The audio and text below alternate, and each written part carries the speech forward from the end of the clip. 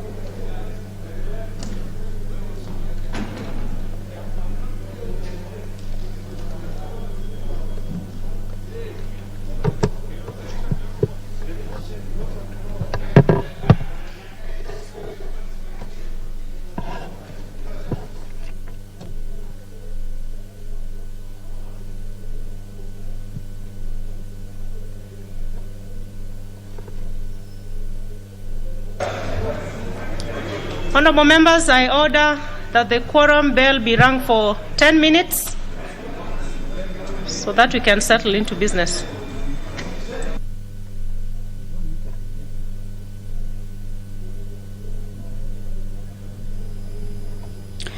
We are watching the afternoon sitting of the National Assembly. The House has kicked off its business, but there is no quorum. Members are slowly trickling in. Therefore, the first chairperson of the committee, this is Honorable Rosalinda Soipan-Tunya, has ordered that the bell be rung for 10 minutes to allow members to get into the chambers. Remember, the House business starts around 2:30. But when the House opened, there were no members to form the quorum, or rather the requisite number of members required for the House to kick its business. Therefore, the bell is being rung. This is to allow members who have not reached the chambers to get into the chambers to enable the House achieve the requisite number of quorum. This is about 50 members to be precise, to enable the House go on with the House business this afternoon. But as I told you earlier on, is that the order paper this afternoon is a loaded one. There is so much that the House will be working on this afternoon. There are a number of motions or reports that were discussed on the 24th of November that will this afternoon be put to question members to see whether they will be adopting or considering some of the proposals in the report or disagreeing with them. Some of those reports include the report of the Committee of the Whole House on the Landlord and Tenant Bill, National Assembly Bill number 3 of 2021. That the House agree with the report of the Committee of the Whole House on its consideration of the Landlord and Tenant Bill, National Assembly Bill number 3 of 2021. Just to take a look at what exactly this particular bill entails, is that the bill is to repeal the Distress for Rent Act, Cap 293, Rent Restrictions Act, Cap 296, and the Landlord Act, Landlord and Tenant Shops, Hotels and Catering Establishments Act, Cap 301. That the bill seeks to introduce a legal framework which balances the interests of landlords and tenants in a free market economy by ensuring that landlords earn a reasonable income from their investment in housing and also protect the tenant. The bill consolidates the laws relating to the renting of business and residential premises and seeks to regulate the relationship between the landlord and the tenant. This is one of the bills that a report of the Committee of the Whole House will be considering this afternoon to see whether members will agree with the report or disagree. Then it will proceed on the third reading. There is also a motion on the report of the Committee of the Whole House on the Assisted Productive Technology, Bill number 34 of 2019. This one is by Honorable Meli Odhiambo. This one also is set to be voted on whether the House agrees with the report or not, and then it will proceed for third reading. The report of the Committee of the Whole House on the Kenya Deposit Insurance Amendment Bill number 43 of 2020 will also go for the third reading this afternoon. The Provident Fund Repeal Bill, National Assembly, Bill number 30 of 2021. This is by the Leader of Majority Party.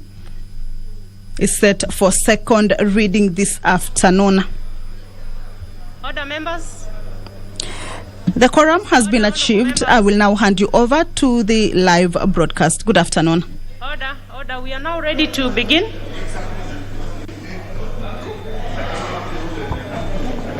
Order number 1, administration of oath. Order number 2, communication from the chair. Order, members.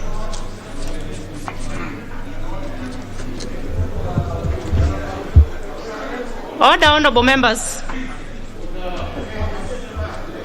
Take your seats.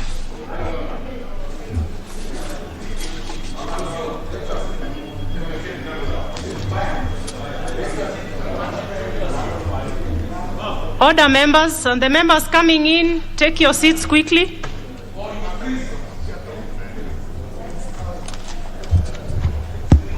Honorable members, I have two communications to convey to the House.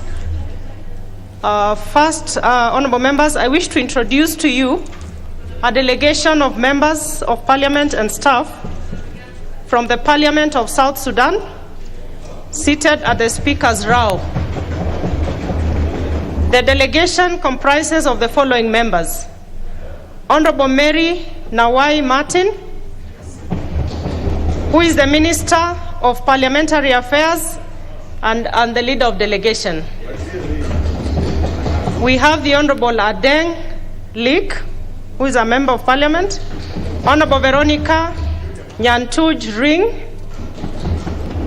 Honorable Bangot Amum, Honorable Abuk Akin, Honorable Lily Kidan Eluzai, Honorable Suzanne Perembata, Honorable Anna Doki, Honorable Perez Nuba Chatim, Honorable Maridi Luigi Adwok, Honorable Victoria Benjamin, Honorable Rebecca Anai Diop, Honorable Monica Juan Lino, the Honorable Mary Apa Deng, the Honorable Linda Adrea Apaya, the Honorable Sarah Nyakoth Kwach. The delegation is also, order, members, the delegation is also accompanied by Mr. James Francis Kutiote, who is Under Secretary of Parliamentary Affairs. We have Ms. Victoria Nyakuo, who is Private Secretary. We have Mr. Dominic Kango Amos, who is a Protocol Officer. We have a representative from UN Women, Ms. Shukriya Sayed. We have Mr. Edmund Yakani, who is Coordinator, SEPO. And finally, Mr. Nema Juma, who is a monitor, Juba Monitor newspaper media. Honorable members, the delegation is in the country on a benchmarking visit to our parliament, specifically to share experiences and learn good practices with their counterpart committees. And on my own behalf and that of the House, I wish to welcome them to the National Assembly and wish them fruitful engagements during their stay in the country. Karibuni. Honorable members, I have a second communication which concerns the seating arrangements during the State of the Nation address by His Excellency the President of the Republic of Kenya. Honorable members, you will recall that on Tuesday, 23rd November 2021, I conveyed a message from His Excellency the President regarding the 2021 State of the Nation address to Parliament pursuant to Article 132, Sub-Article 1. The address is scheduled to take place on Tuesday, 30th November 2021 at 2:30 p.m. in the National Assembly chamber. Honorable members, you will agree with me that these are difficult times due to the ongoing global pandemic necessitating reconsideration of some of our processes. In this regard, I wish to guide the House as follows. 1, akin to the situation during the State of the Nation address last year, members of Parliament will not be allowed to invite guests to this year's event. This is in keeping with the Ministry of Health's advisory on the capacity of our chamber and other holding areas within the precincts.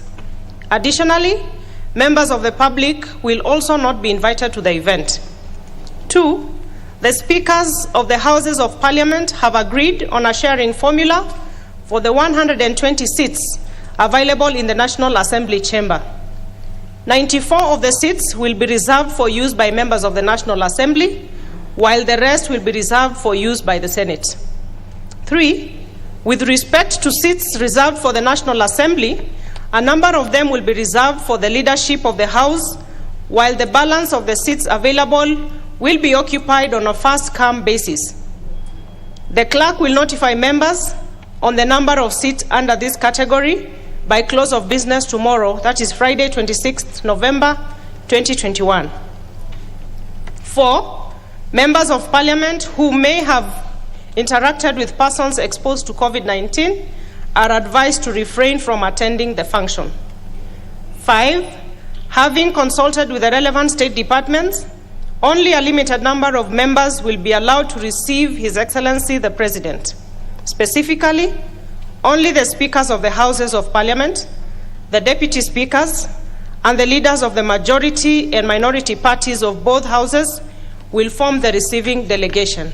6, to facilitate the arrangements ahead of the event, all vehicles parked at the Parliament courtyard should be removed not later than Friday, 26 November 2021 at midday. Honorable members, as we look forward to the special sitting, may I reiterate my clarion call to all members to be extra vigilant and adhere to the existing directives and protocols regarding the control and prevention of COVID-19. The House is accordingly guided. Thank you.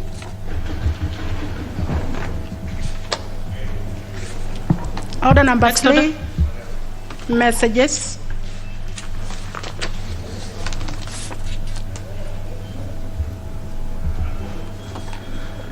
Honorable members, kindly be quick in taking your seats.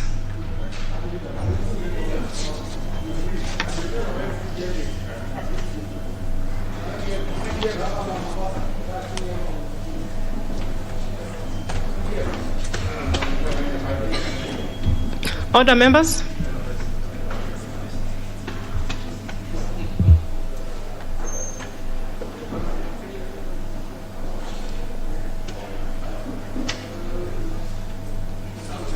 Order. Honorable members, on messages, I have a message from the President, which is number 047 of 2021. And the message is on nomination of persons for appointment as chairperson of the Public Service Commission and members of the National Gender and Equality Commission.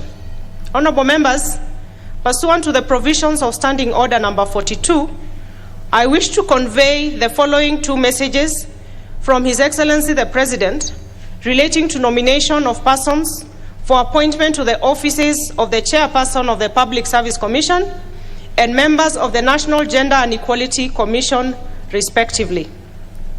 In the first message, His Excellency the President conveys that in exercise of powers conferred on him by Article 233, Sub-Article 2 of the Constitution, Paragraph 3 of the first schedule to the Public Service Commission Act, which is Act number 10 of 2017, as read together with Section 3 and 5 of the Public Appointments Parliamentary Approval Act 2011, he nominates Ambassador Anthony Mwaniki Mushiri for appointment as a chairperson of the Public Service Commission. In the second message, honorable members, His Excellency the President conveys that in exercise of powers conferred on him by Article 250, Sub-Article 2B of the Constitution and Section 11, Subsection 6 of the National Gender and Equality Commission Act, Act number 15 of 2011, as read together with Section 3 and 5 of the Public Appointments Parliamentary Approval Act, Act number 33 of 2011, he nominates Ms. Caroline Naikena Lentupuru and Mr. Thomas Okoth Koyer for appointment to the office of a member of the National Gender and Equality Commission. Honorable members, His Excellency the President therefore seeks the approval of this House of the nominees for appointment to the aforementioned state offices. Honorable members, Standing Order 45 requires that upon receipt of notification of nomination for appointment, such nomination shall stand committed to the relevant departmental committee of the House for consideration. In this regard, pursuant to the provisions of this standing order, therefore, and paragraph 3 of Standing Order 42 on messages from the President, I hereby refer the message relating to appointment of persons to the National Gender and Equality Commission to the Departmental Committee on Labor and Social Welfare to undertake the necessary approval hearings.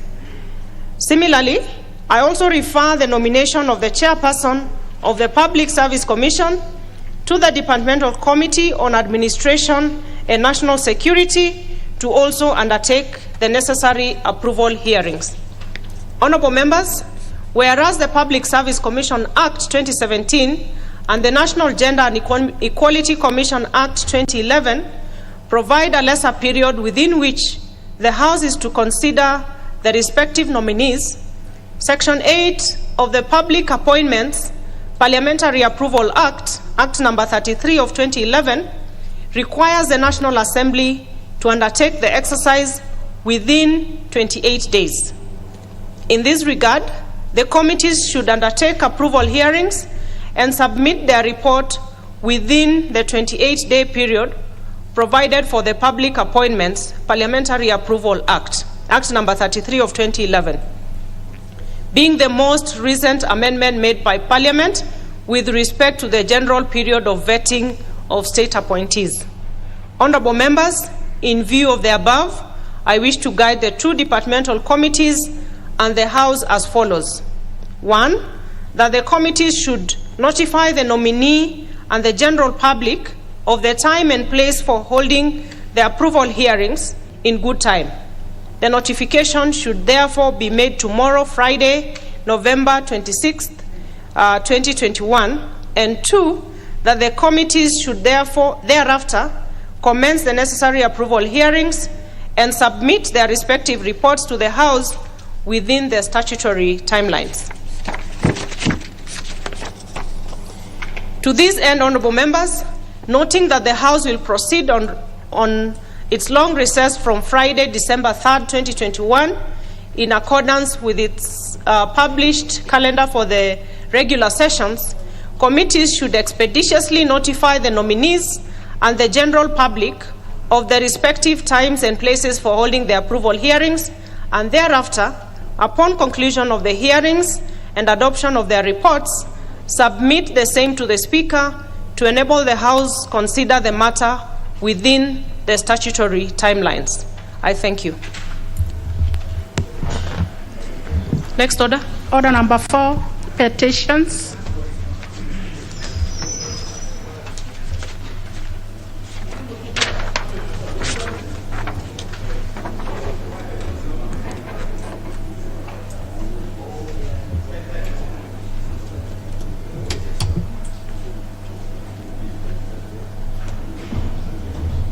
There are two petitions to be.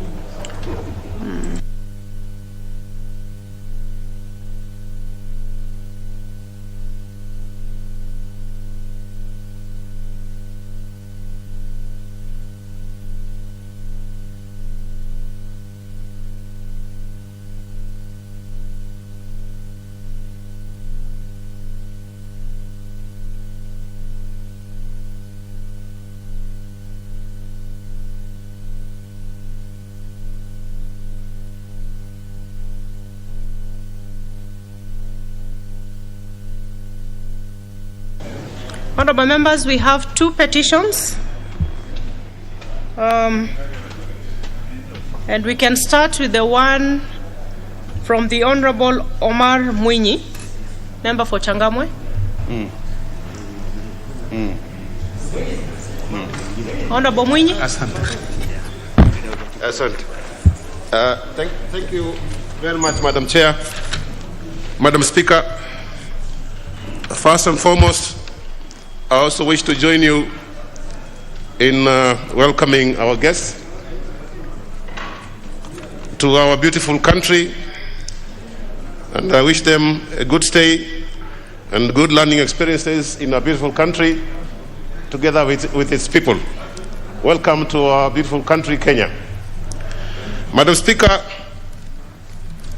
I, the undersigned, on behalf of the boards of management, parents and students of Changamwe Primary School, Changamwe Secondary School and Changamwe Girls Secondary School in Changamwe Constituency, draw the attention of the House to the following: that Article 60 of the Constitution of Kenya 2010 provides that land in Kenya is to be held, used and managed in a manner that is equitable, efficient, productive and sustainable, and in accordance with, among others, the principles of equitable access to land, security of land rights, and transparent and cost-effective administration of land.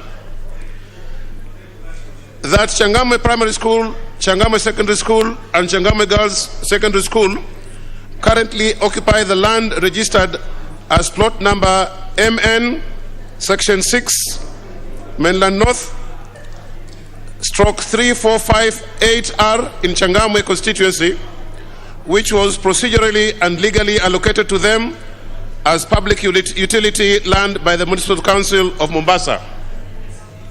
That part of the land was irregularly hived off and allocated to Messrs. Staff Development Limited of PO Box 43240 Mombasa on a 99-year lease. Number 4, that in May 2000, the proprietors of TAF developers proceeded to erect a wall around the said parcel of land and illegally took possession of it, thereby denying the school their right of access to the land. Number 5, that this illegality has greatly inconvenienced the three schools, since it deprives them of the use and enjoyment of the land, which is urgently needed for their daily use and future expansion plans, in view of the fact that the schools have a combined population of over 2,000 learners whose education is now in jeopardy. Number 6, that repeated attempts by the boards of management, teachers and parents of the three schools to seek appropriate redress concerning the illegal dispossession of their land have not borne much fruit. Number 7, and that the issues in respect of which this petition is made are not pending before any court of law or any constitutional or legal body.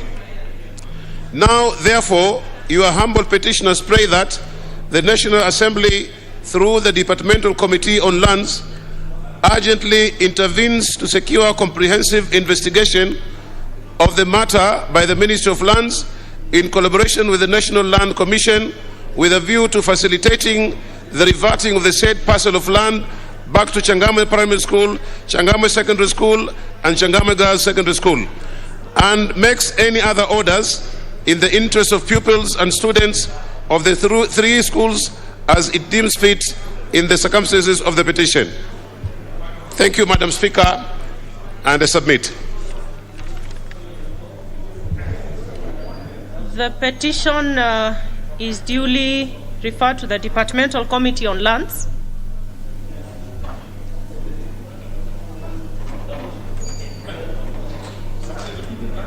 Let's have the next petition to be presented by the Honorable Ali Menza, member for Kisauni. Thank you, Madam Speaker, for giving me this opportunity to present this petition regarding enforcement of the Maritime Labour Convention 2006. I, the undersigned, on behalf of the seafarers in the Republic of Kenya, draw the attention of the House to the following. 1. That the Maritime Labour Convention 2006 is an international labour convention under the International Labour Organization of the United Nations, which came into force on 20th August 2013. Number 2, that the convention aims at establishing minimum working and living standards for all seafarers on ships by taking into account their medical care, health and social assurance, as well as securing fair competition among ship owners in order to ensure real change for seafarers and ship owners' rights, among other objectives. 3, that Kenya is a member of the International Maritime Organization, IMO, and the International Labour Organization, ILO. 4, that on 31st July 2014, the government of Kenya deposited with the International Labour Office the instruments of ratification of the Maritime Labour Convention 2006. 5, that on 1st July 2021, the National Assembly's Departmental Committee on Transport, Public Works and Housing had a meeting with the Principal Secretary of the State Department for Maritime, the Secretary for Internal Security and other government officials, during which it was reported that despite having ratified the said convention, Kenya is yet to ratify its later amendments. Number 6, that the government's disclosure implies that Kenyan seafarers are at ongoing risk of being exposed to a potentially hostile, rigid, and harsh internal and external working environment that may result to low productivity, high workers' turnover rates, and other undesirable effects. 7, Madam Speaker, that currently multinational shipping companies are dominating the Kenyan shipping industry, with many of them being accused of discriminating citizens in terms of employment opportunities, wages, and working conditions. 8, that the difficult situation in the Kenyan maritime industry calls for the full implementation of the Maritime Labour Convention 2006. 9, that efforts to have the matters contained in this petition with relevant government authorities have been futile, Madam Speaker. 10, that the matter contained in this petition are not pending before any court of law or any constitutional or legal body. Now, therefore, your humble petitioners pray that the National Assembly, through the Departmental Committee on Transport, Public Works and Housing, 1, intervenes to secure the operationalization of the signed agreement between the Mombasa Seafarers Charter and the Government of Kenya. 2, secures inclusivity and equal participation of all seafarers' organizations as stakeholders in decision, policy making, and the development of any regulations pertaining the blue economy and maritime affairs from time to time as per Article 232 of the Constitution and Section 11 of the Merchant Shipping Act 2009.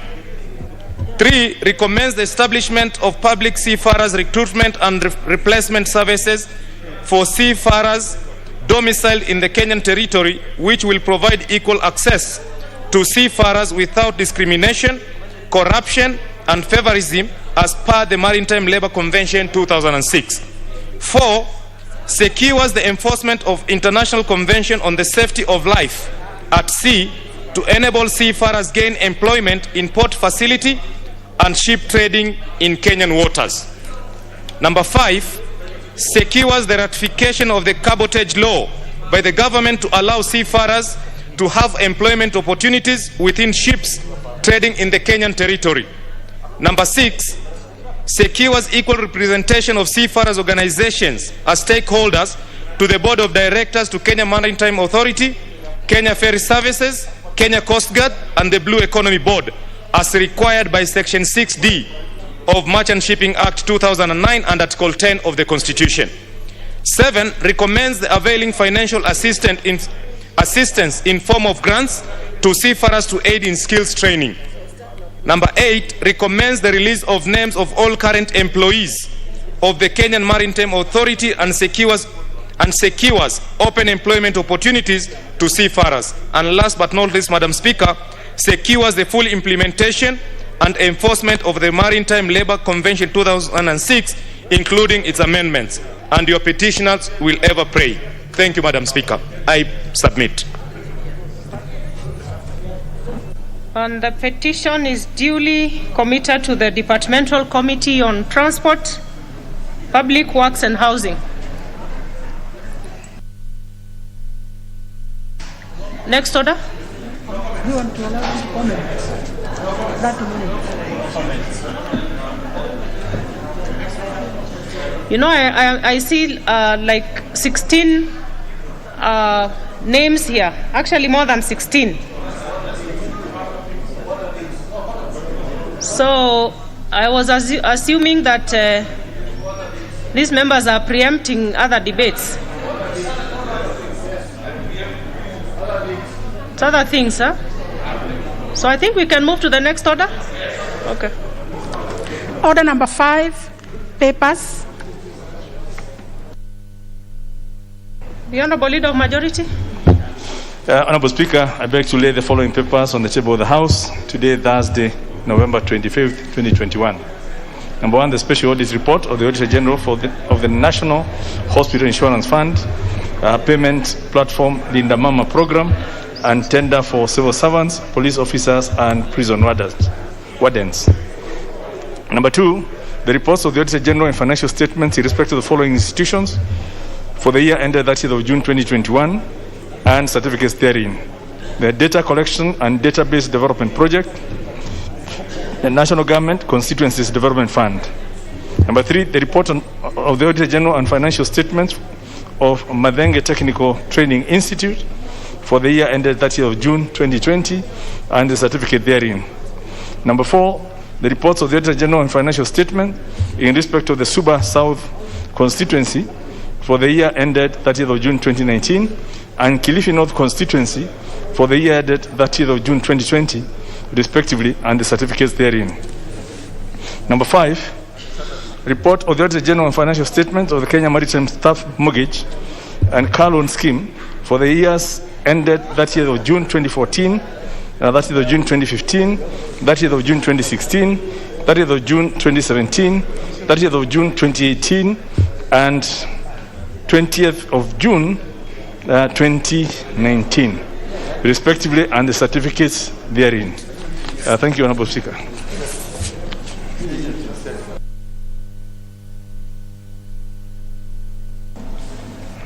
Chairperson, Departmental Committee on Education.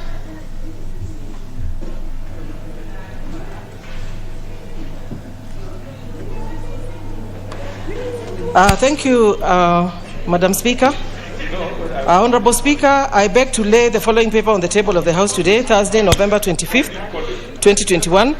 Report of the Departmental Committee on Education and Research on its consideration of the Universities Amendment Bill, National Assembly Bill number 35 of 2021. Thank you, Madam Speaker. And the Chairperson, Departmental Committee on Environment. Thank you so much, Madam Speaker. Madam Speaker, I beg to lay the following paper on the table of the House today, Thursday, November 25th, 2021. Report on the Departmental Committee on Environment and Natural Resources on the consideration of the Wildlife Conservation and Management Amendment Bill, Senate Bill number 30 of 2020. Thank you, Madam Speaker. Next order. Order number 6, notices of motion.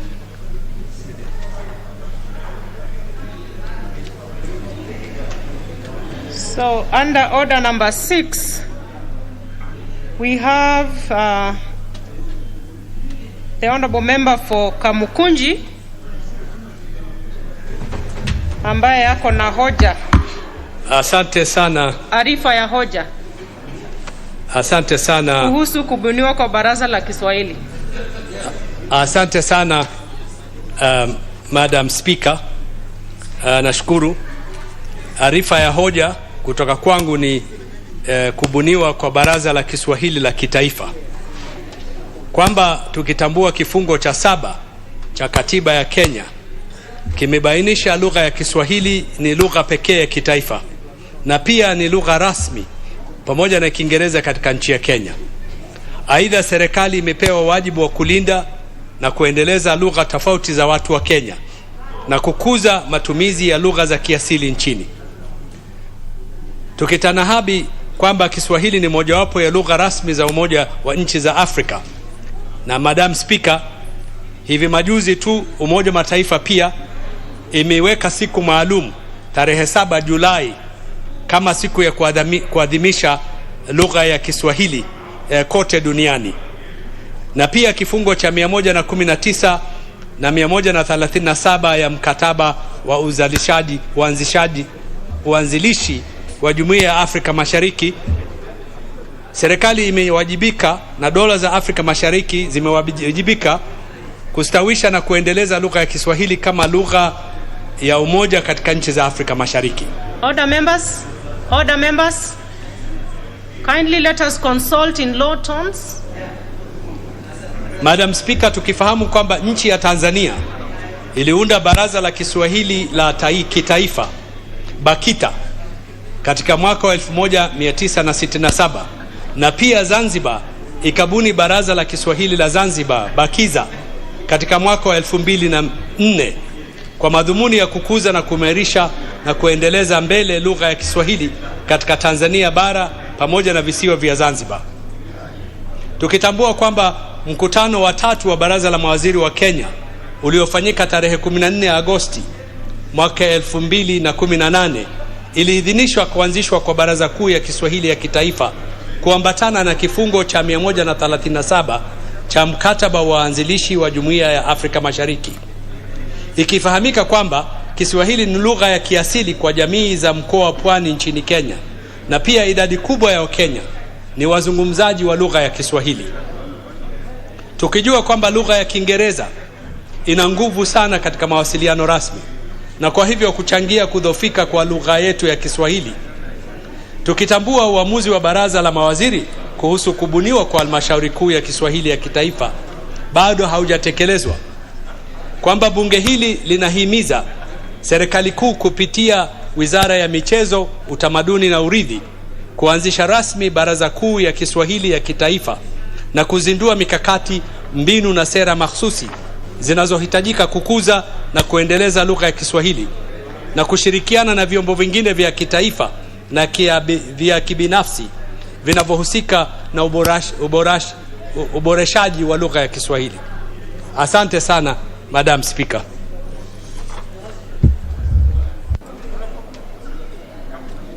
Next order.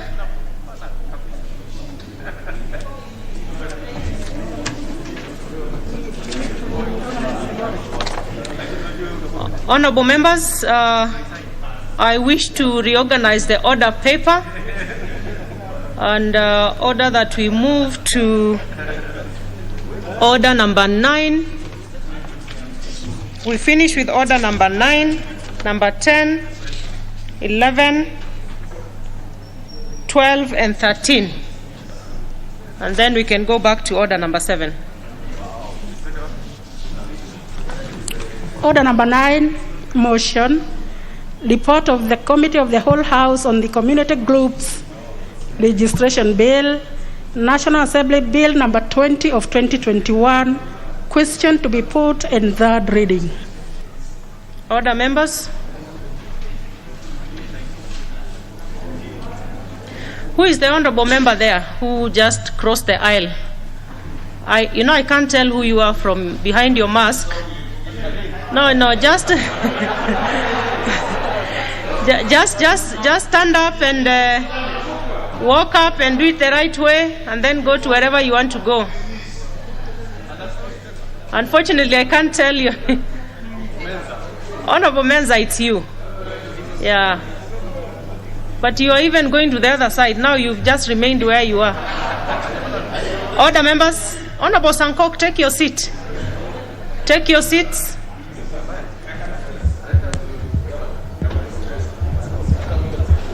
Honorable members. Honorable members, I want to put the question, which is that this House do agree with the report of the Committee of the Whole House on its consideration of the Community Groups Registration Bill, National Assembly Bill number 20 of 2021. Will as many as of that opinion say aye? Aye. Will as many as of a contrary opinion say nay? The ayes have it. I call upon the mover to move third reading. Honorable Speaker, I beg to move that the Community Groups Registration Bill, National Assembly Bill number 20 of 2021, be now read at that time. And I want to thank all the members who participated in the processing of this bill here on the floor of the House, as well as in the committees as it was coming to fruition. I also request the Honorable Wangwe to second. Thank you, Honorable Speaker. Honorable Speaker, I rise to second. Thank you. Order, members. Order. I go on to propose the question for third reading, which is that the Community Groups Registration Bill, National Assembly Bill number 20 of 2021, be now read a third time. Should I put a question? Yes. Okay. Having confirmed that we are properly constituted, I go on to put the question, which is that the Community Groups Registration Bill, National Assembly Bill number 20 of 2021, be now read a third time. Will as many as of that opinion say aye? Aye. Will as many as of a contrary opinion say nay? The ayes have it. A bill for an act of parliament to provide a regulatory framework for the registration and regulation of community groups and for connected purposes. Order number 10, report of the Committee of the Whole House on the Landlord and Tenant Bill, National Assembly Bill number 3 of 2021, question to be put in third reading. Order, members.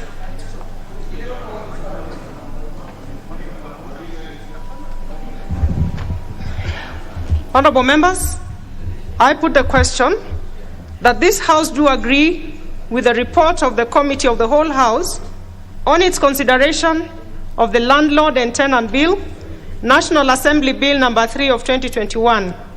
Will as many as of that opinion say aye? Aye. Will as many as of a contrary opinion say nay? The ayes have it. And I call upon the mover to move that reading. Honorable Speaker, I beg to move that the Landlord and Tenant Bill, National Assembly Bill number 3 of 2021, be now read at that time. And once again, I want to thank all the members who participated in this bill, in the processing, members of the public who appeared through the public participation. And now, at last, we have a bill, we have a law that will sort out the relations between landlords and their tenants. I also request the Honorable Posing to second. Honorable Kosing.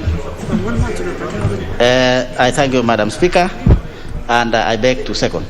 Thank you. Order.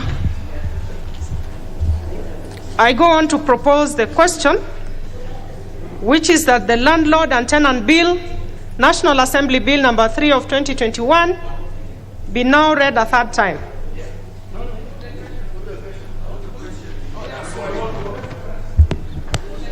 I see there's an interest to give comments. Honorable Duale.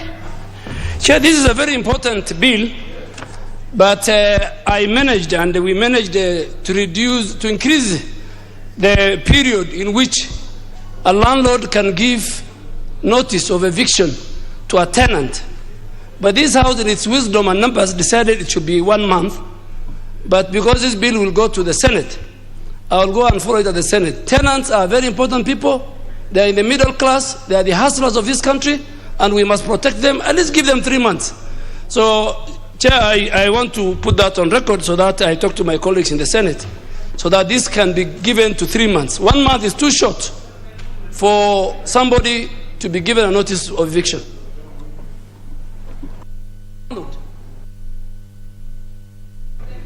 Order, members. Honorable members, I go on to put the question, having confirmed that we are properly constituted, which is that the Landlord and Tenant Bill, National Assembly Bill number 3 of 2021, be now read a third time. Will as many as of that opinion say aye? Aye. Will as many as of a contrary opinion say nay? Nay. The ayes have it. A bill for an act of parliament to consolidate the laws relating to the renting of business and residential premises, to regulate the relationship between the landlord and tenant in order to promote stability in the rental sector, to establish tribunals, to provide for the adjudication of disputes and for connected purposes. Next order. Order number 11, report of the Committee of the Whole House on the Assisted Reproductive Technology Bill, National Assembly Bill number 34 of 2019, question to be put and third reading. Order, members.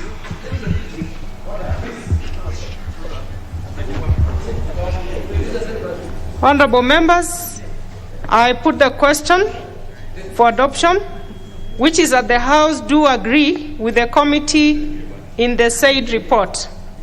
Will as many as of that opinion say aye? Aye. Will as many as of the contrary opinion say nay? No. The ayes have it. Mover. Thank you, Madam Speaker. Honorable Speaker, I beg to move that the Assisted Reproductive Technology Bill, National Assembly Bill number 34 of 2019, be now read a third time. And Madam Speaker, this bill will now give couples an opportunity, those who are struggling to have children like myself. The time is not too late.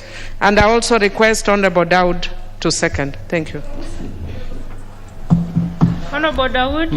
Madam Speaker, I beg to second, and I agree that it is going to give a second chance to a lot of couples in this country. Thank you.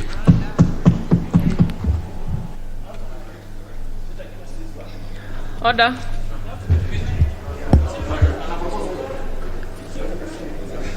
Order. I go on to propose a question, which is that the Assisted Reproductive Technology Bill, National Assembly Bill number 34 of 2019, be now read a third time. I see some members interested in, and it's not debate, it's just some comments. It's third reading. Honorable Duale. Mr. Speaker, as a man of faith, and I've used the Quran when I was being sworn in this House, this bill does not conform to the teachings of the Quran and the Bible. Procreation is in the Bible. And if you don't procreate, you're asked by the Bible and the Quran to pray until you will give birth.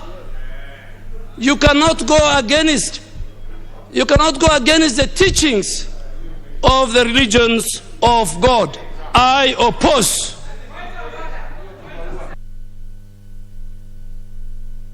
Honorable Sankok. Thank you very much, Honorable Speaker. And I rise to support this bill, Honorable Speaker, because it is very important for us to give a second chance, because God gave us the chance to pray and also gave us the knowledge to know and to be able to be scientific enough to be able to assist in procreation.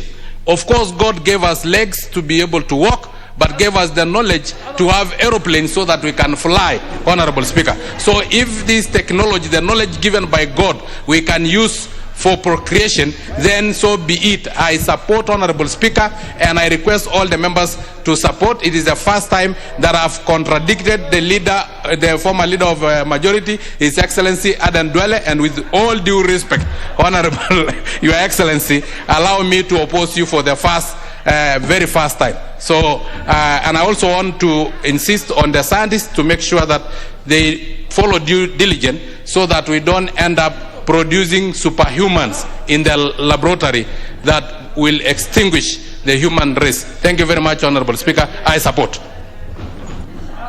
I'll give Honorable Millie being the mover, but let's not go back to debate. Thank you, Chair. Chair, I just want to indicate that this matter was actually up for debate, and members have debated. We have actually taken into account the religious issues, and as a Christian, my faith allows me. And for the ones who wanted to put, if you wanted to actually put limitations, it is allowed. By a way of amendment, this bill is going into the Senate, and my brother, Honorable Duale, can go to the Senate and seek an amendment limiting it against the Muslims, because the Constitution allows you to be limited on matters of personal law. So you can limit it for Muslims. For me as a Christian who is both Seventh-day Adventist and Pentecostal, I am allowed.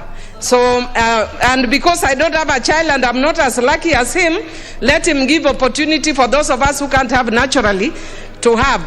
And maybe he can pray better than me. Me, I pray, but my faith may be limited than his. Let my faith work for me through the doctors who God has used. Thank you, Madam Speaker. And I want to thank all those who have supported. Thank you. Order, members. Order. Order. The members who are walking in, take your seats. Order. Order, members. Order, members. Having confirmed that the House is properly constituted, I go on to put the question, which is that the Assisted Reproductive Technology Bill, National Assembly Bill number 34 of 2019, be now read a third time. Will as many as of that opinion say aye? Aye. Will as many as of a contrary opinion say nay? No. The ayes have it. A bill for an act of parliament to provide for the regulation of assisted reproductive technology, to prohibit certain practices in connection with assisted reproductive technology, to establish an assisted reproductive technology authority, to make provision in relation to children born of assisted reproductive technology processes and for connected purposes. Next order.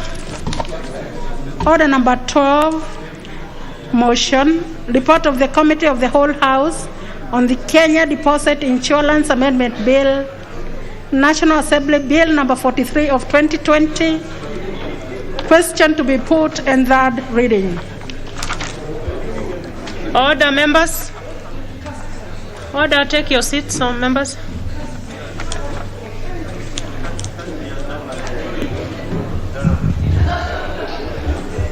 Order, members. I go on to put the question, which is that the House do agree with the Committee of the Whole House on its consideration of the Kenya Deposit Insurance Amendment Bill, National Assembly Bill number 43 of 2020. Will as many as of that opinion say aye? Aye. Will as many as of a contrary opinion say nay? The ayes have it. Mover. Thank you, Madam Speaker. I beg to move that the Kenya Deposit Insurance Amendment Bill, National Assembly Bill number 43 of 2020 be read a third time. And Madam Speaker, I thank all the members who have contributed to this, and the Chair of Finance as well, when she dropped 2 amendments to this bill. So we have got a good bill that within 6 months, shortest time, within 6 months, will be approved. So, Madam Speaker, I request Honourable Sankok 001 to second the bill. Thank you very much, Honorable Speaker, and I thank all the members who contributed to this bill, because I was in this House from the beginning to the end of this bill, so I beg to second. Order.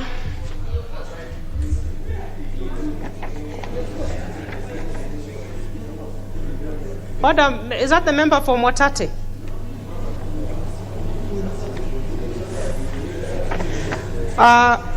I propose the question that the Kenya Deposit Insurance Amendment Bill, National Assembly Bill number 43 of 2020, be now read a third time. Should I go on to put the question? Yes. I go on to put the question, having confirmed that the House is properly constituted, that the Kenya Deposit Insurance Amendment Bill, National Assembly Bill number 43 of 2020, be now read a third time. Will as many as of that opinion say aye? Aye. Will as many as of a contrary opinion say nay? The ayes have it. A bill for an act of parliament to amend the Kenya Deposit Insurance Act and for connected purposes. Order number 13, the Provident Fund Repeal Bill, National Assembly Bill number 30 of 2021, second reading. Question to be put.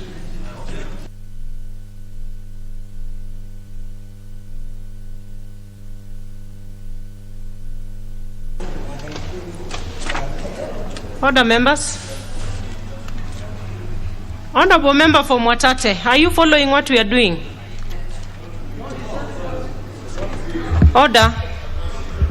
Honorable members, I go on to put the question, which is that the Provident Fund Repeal Bill, National Assembly Bill number 30 of 2021, be now read a second time. Will as many as of that opinion say aye? Aye. Will as many as of a contrary opinion say nay? The ayes have it. A bill for an act of parliament to repeal the Provident Fund Act and for connected purposes. Next order.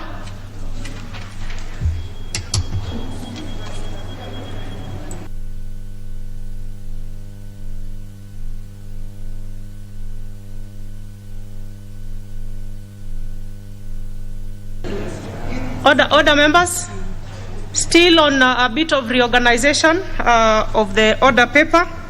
I order that we do order number 8, and then we shall go back to order number 7. Order number 8, procedural motion, resolution to hold a morning sitting on a specified Thursday. Leader of majority. Honorable Speaker, I beg to move that, pursuant to the provisions of Standing Order 33B, this House resolves to hold a morning sitting on Thursday, December the 2nd, 2021, commencing at 9:30 a.m. for purposes of considering priority business ahead of the December recess. Members, you'll be aware that next week we have one day, Tuesday, being taken by the State of the Nation address. And thereafter, on Wednesday, we will have some debate on the State of the Nation address. And we still have a lot of business on the order paper. So when we discussed in the House Business Committee, we thought we could appeal to members that we do on Thursday, we take advantage of the morning sitting to process some of the issues that are at various stages. Some are at committee of the whole that we could do before we go on recess, rather than wait until January so that they can at least move to the next level. So it's really I know we did appeal to you to extend the time to 9 o'clock. It's worked wonderfully. I mean, I expected that even the 9 o'clock we would never make it. But actually, it has been working and it's been full throughout with very rich debate in the evenings. So on Thursday, if you agree, Thursday next week, we will then start at 9:30 in the morning and continue all the way to 9 p.m. Members are at liberty, obviously, when they want to attend, to come and prosecute their business and also do other business. Then by the time we leave at 9 p.m. on Thursday night for the recess, at least we have covered most of the things that are on the priority list that need to be sorted out. So that's really the appeal to the House. I beg to move and request my predecessor, Honorable Duale, to second. Honorable Duale. Thank you, Madam Speaker. I think this is something we usually been doing every time we come to the end of a session. And because Tuesday will be a day we shall be occupied with a constitutional function where the President will make an address to the House. Following that, we need to also to discuss the speech of the President and also finish any other important business before we go for the long recess. So that is why we are saying we start early in the morning on Thursday. Of course, Wednesday we have a full day. Then we start early in the morning on Thursday so that any other important legislative item that cannot wait the last and the final session of this August House. Because, Madam Speaker, some people think they have 2 years. Next year, when we come back, that is the final leg of the toll of Parliament. Yeah, so only one session, so that we don't become unfair to the people of Kenya. We do that and support the Leader of Majority, the motion. I second.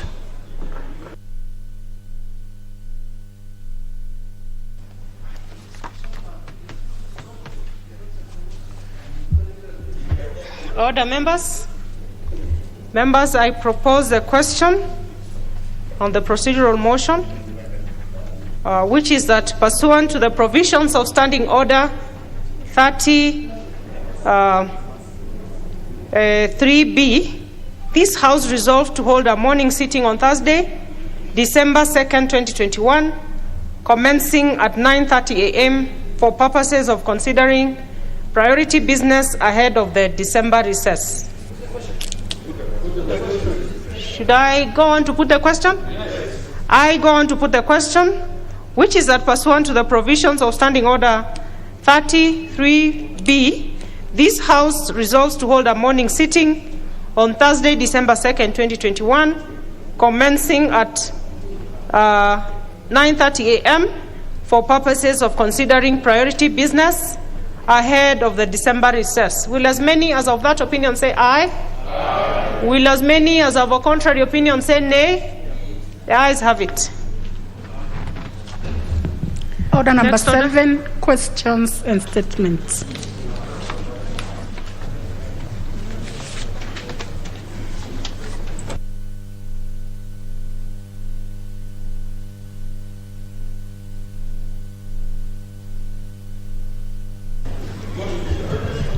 Honourable members, we will start with the Honourable Member for Trans Nzoia County, Honourable Janet Nangabo.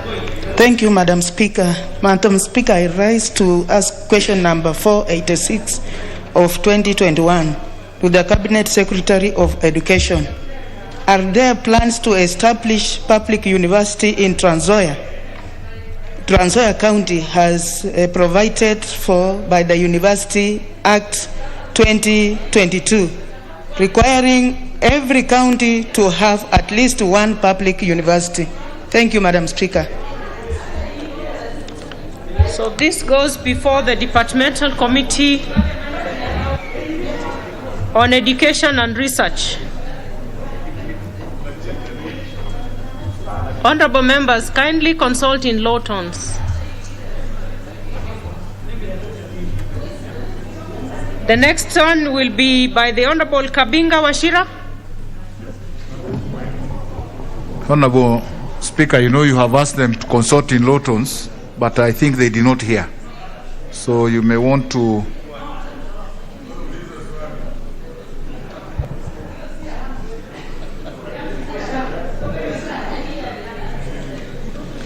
Order. Leader of Majority Emeritus, with the member for... You know they are not hearing. For Meru. Is it the member for Meru County? Oh, Gatundu. Member for Gatundu South. Is it North? Gatundu North. And the member for Mbita. Suba North. Please. You don't even seem to be consulting because you are doing it across the aisle. It's like you're having a public address or something. Let's listen to the Honorable Kabinga. Thank you, Honorable Speaker. I beg to ask question number 495 of 2021. And even as I do so, Honorable Speaker, lately there are so many questions that are going to the Cabinet Secretary for Energy, and I hope the Chair, Energy, will expedite some of these questions to be responded to, Honorable Speaker.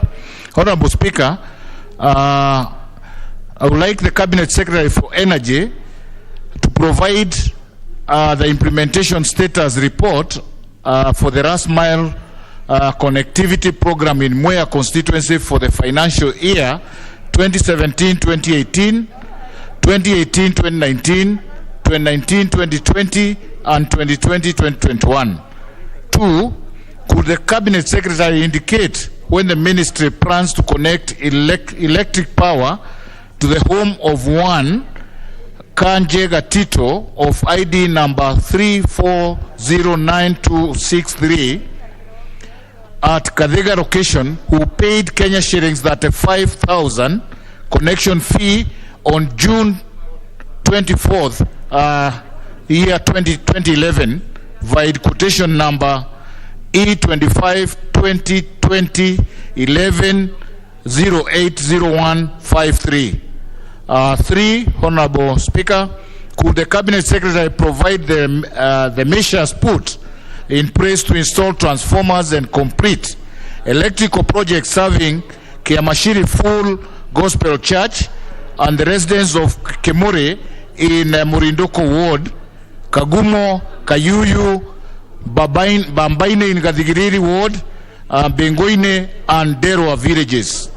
4, Honorable Speaker, when will the Ministry connect electric power to serve users and residents of Bambaine in Tebere Ward, Mosagod, Dava, Kebukure, California, Kiarigi, and Gatitika villages in Mwea constituency? And finally, Honorable Speaker, could the Cabinet Secretary provide the timelines?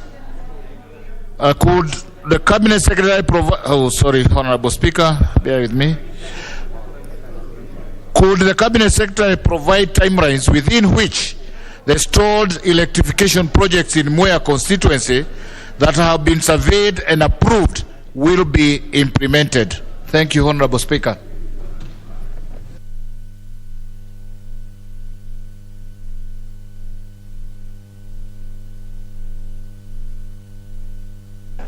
So this go to the Departmental Committee on Energy.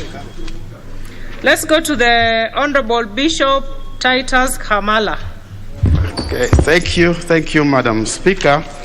I rise to ask question number 500 of 2021, and this question goes to the Cabinet Secretary for Transport, Infrastructure, Housing, Urban Development and Public Works. Question number 1, could the Cabinet Secretary provide a progress report regarding the construction of the Lurambi-Navajola Road, classified as C41, in Lurambi constituency, which stalled in April 2021?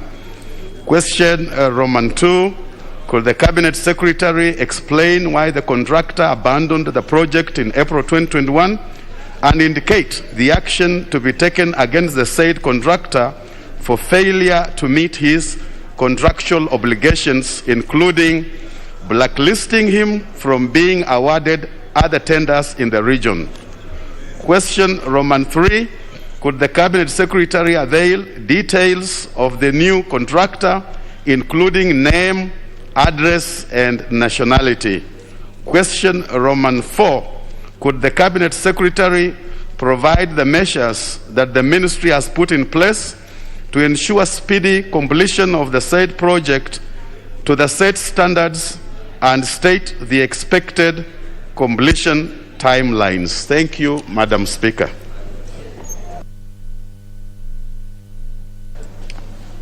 This will be replied before the Departmental Committee on Transport, Public Works and Housing.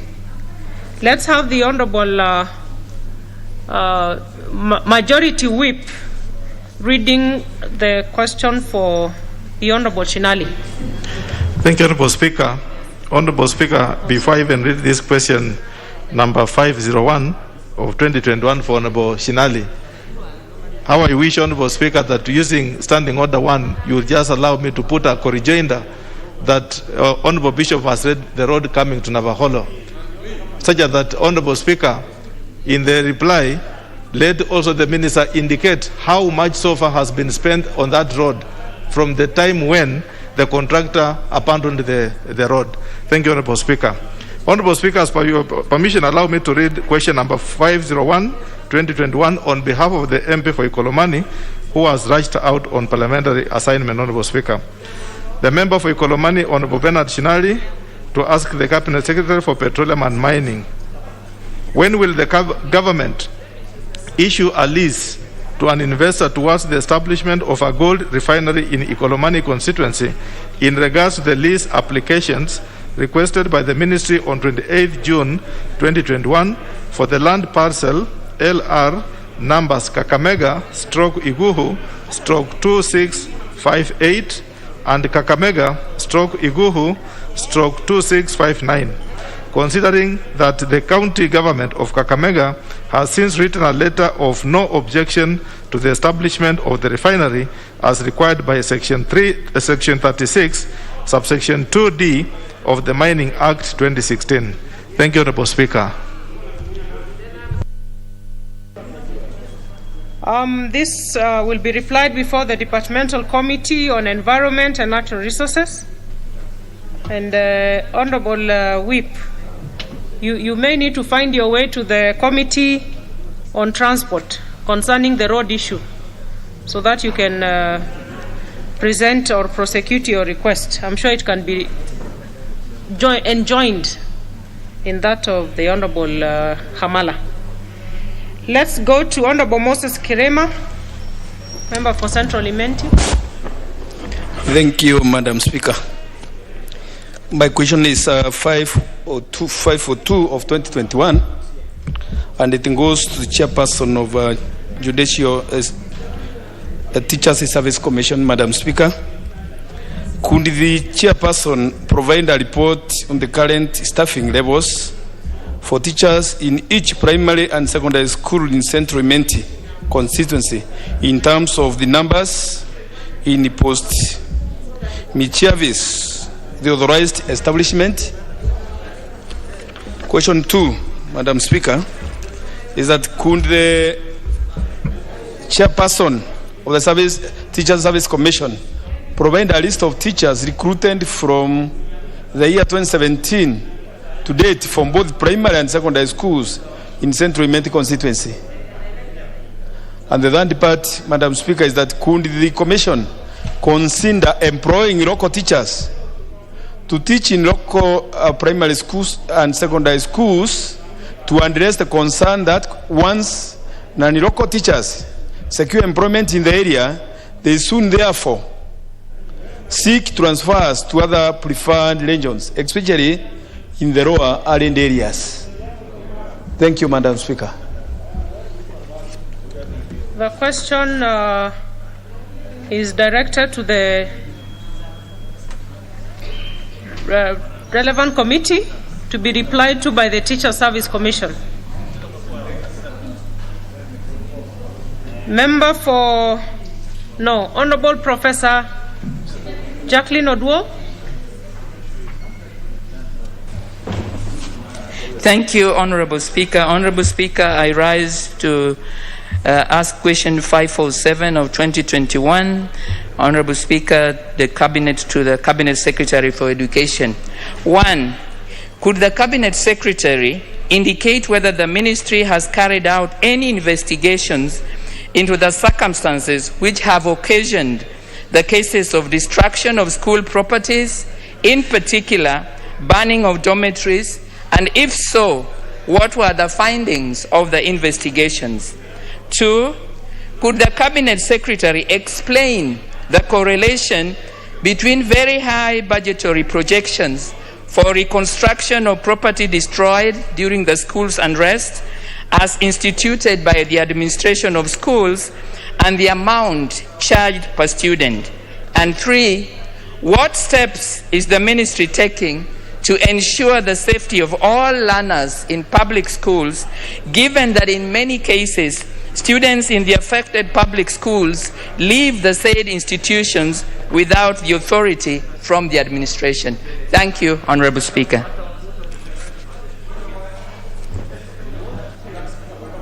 This is a question to be replied before the Departmental Committee on Education and Research. Honorable Sankok, what's out of order in the questions? Honorable Speaker, I don't know if my eyes are failing me now, but there is a stranger in the house. Honorable Speaker, the lady just behind me, I don't know if she's a member of parliament or is it because of the mask. I don't know. She's too beautiful to be a member of parliament. You're out of order, Honorable Sankok. You are totally out of order, Honorable Sankok. That's the Honorable Member for Gatundu North, Honorable Annie. So you're out of order, Honorable Sankok. You might just be attracting attention to yourself and the Honorable Member by asking that irrelevant question. Now you know her. Let's go to the member for Embakasi West, Honorable George Theuri. Thank you, Madam Speaker. I rise to ask question number 509 of 2021. Could the Cabinet Secretary explain measures put in place by the Ministry to ensure security of relatives or next of kin of victims or convicted suspected criminals who escape from remand or prisons, considering the increased cases of escape of the said suspects or convicts? For instance, the alleged child serial killer Mr. Masten Wanjala, who escaped from Jogoo Road Police Station under unclear circumstance. 2, could the Cabinet Secretary explain the action taken against police officers responsible for aiding the suspects or convicts to escape from police stations, cells, remand, and prisons? Thank you, Madam.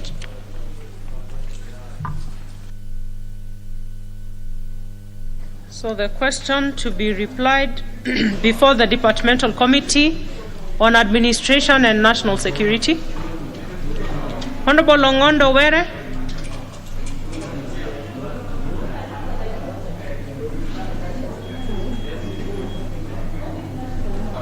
Thank you, Honorable Speaker, for allowing me to ask question number 510 of 2021 directed to Cabinet Secretary for Energy, Roman 1. Could the Cabinet Secretary explain the causes of persistent power blackouts and power surge in Oyugis town in Kasipul constituencies that have led to the massive losses for the business community and damages to household electronic devices?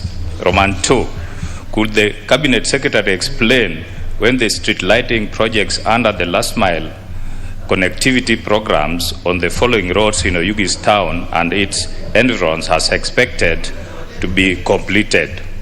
Oyugis Kosele, Nambakarabok, Kawere Market, Oyugis Secret Town, Oyugis Kuoyo, Oyugis Manyoro Market, Oyugis Nyangiela Dole and Ombek Market, Oyugis Gamba, and Oyugis Rodika Kuom, and Oyugis Roga Market in Oyugis Town.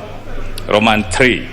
Could the Cabinet Secretary provide a status report for the last mile connectivity programs in Kaspol constituency? Roman 4. Could the Cabinet Secretary explain the status of electric power connectivity to schools and learning institutions in Kaspol constituency? Thank you, Madam Speaker. This to be replied before the Departmental Committee on Energy. Let's have the member for Langata. Honorable Korir. Thank you, Madam Speaker. I rise to ask the question number 511 of 2021 to the Cabinet Secretary for Transport, Housing, Urban Development and Public Works. Number 1, could the Cabinet Secretary explain the stalling of the construction of the following markets in Langata constituency: Karen Market, Talent Market in Mugumoini Ward, and South Sea Market? Number 2, what measures have been put in place to ensure that the said projects are completed, and could the Cabinet Secretary provide the expected completion time? Thank you, Madam. This will be replied before Madam Speaker, it's also important to note that these functions were county government functions, but they were transferred to national government through the NMS. And as you know, Madam Speaker, NMS is an amorphous body that you cannot even ask a question from this parliament, from this house, because you don't know where it's staying. So that's why I've asked this question to the Cabinet Secretary for Transport, Housing and Urban Development. You will get your reply through the Departmental Committee on Transport, Public Works and Housing.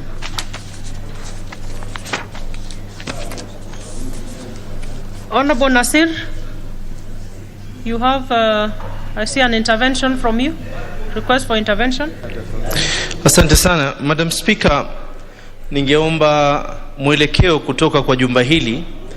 Madam Speaker, tarehe 16 mwezi wa Juni mwaka 2022 niliuliza swali kwa mwenyekiti ambaye kwamba anahusika na masala ya wafanyakazi labor, na masala haya yalikuwa ni kuhusiana na wafanyakazi wa bandari, halmashauri bandari ya Kenya Port Authority. Was it a question or a statement? Moja ilikuwa ni question, moja ilikuwa ni statement, Madam Speaker. Na Madam Speaker, yakawa ni mambo mawili katika moja.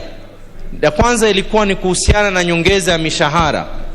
Pili, kulikuwa kuna vijana 247 ambao wanakamati wako hapa watakubaliana na mimi, vijana chipukizi ambao kwamba waliajiriwa wakawa baada ya kila miezi wanaambiwa nendeni nyumbani, wanaregea, licha ya kuwa shirika lilivunja sheria kwa sababu sheria ya Kenya haikubali. Wakakubali KPA ya kuwa wataelezea washaajiri watu wangapi tangu siku hiyo. Sasa hivi, Madam Speaker, naomba mwelekeo kwa sababu kuna taarifa ambao kwamba wametangaza nafasi za kazi 200 na waziri alipeana orodha ya kuwa ikifika katikati ya mwezi wa Novemba kamati itapatiwa jawabu kuhusiana na wale wafanyakazi 247 lini wanaregeshwa kazini. Sasa hivi kwa vile wametoa ilani hii ya kuwa kuna watu 200, Madam Speaker, tunaomba jambo hilo. Kisha pili, kulikuwa kuna kamati yenye kuhusika na fedha. Tuliweza kuuliza swali tarehe 14 Oktoba mwaka 2022 ya kwa Kenya Revenue Authority inalazimisha watu ambao kampuni pin yao ni ya mji ambao kwamba ni wa nje ya Mombasa lazima wachukue mzigo wao Nairobi. Na jambo hili, Madam Speaker, mwenyekiti dadangu Gladys Wanga mpaka jana ameweza confirm na akakubali ya kuwa wizara imeandikiwa barua, lakini hawajaweza kuleta jawabu mpaka sasa. Kwa nini watu walioko katika Mombasa wanaangaliwa na macho tofauti kama ambao si wa Kenya wengine? Kwa nini wafanye biashara? Kwa hivyo haya mambo mawili, Madam Speaker, tunaomba tu ya kuwa tusitiwe kiungulio ambao kwamba na jambo ambalo kwamba ni chetu.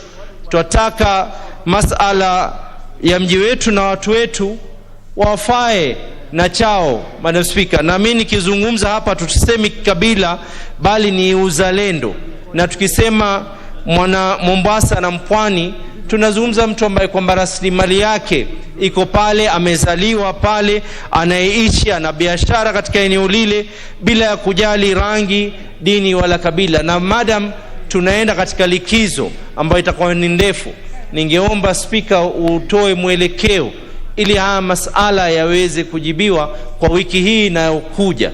Hatutaki kuchukua jiji la Mombasa kama gavana likawa ni gofu, Madam Speaker. Asante sana. Unasema maswali uliuliza kwa... Yalikuwa ni mawili. Ilikuwa kamati ya kwanza ni kuhusiana na kamati ya leba, na ya pili ilikuwa ni kamati ya fedha.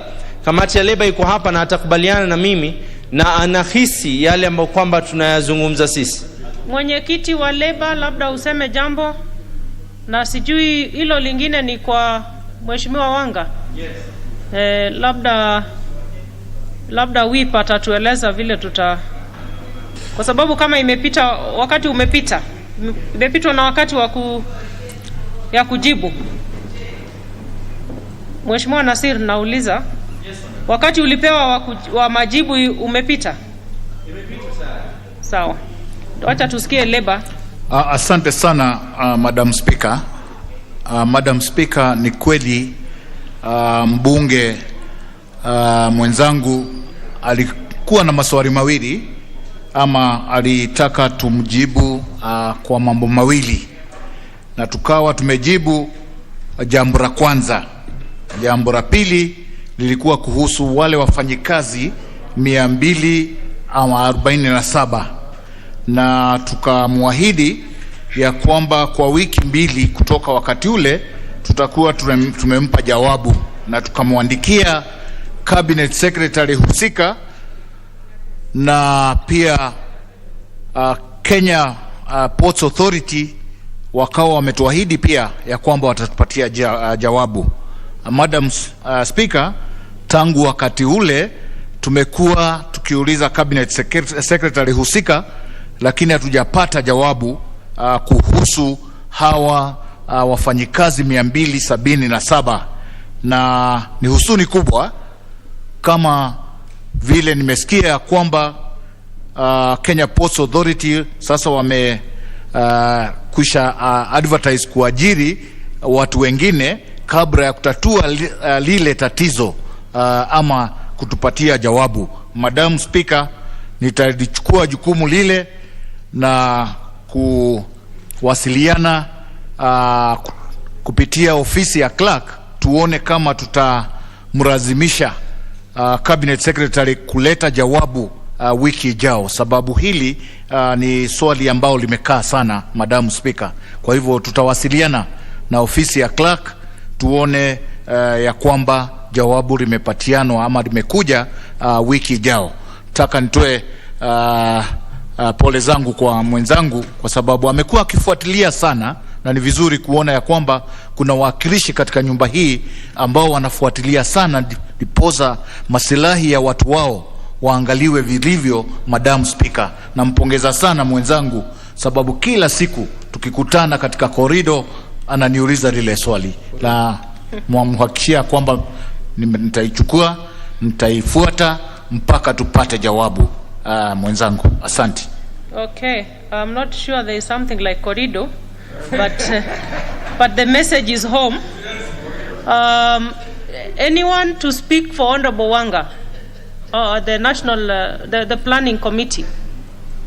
Honorable Whip, do you have a word from Honorable Wanga?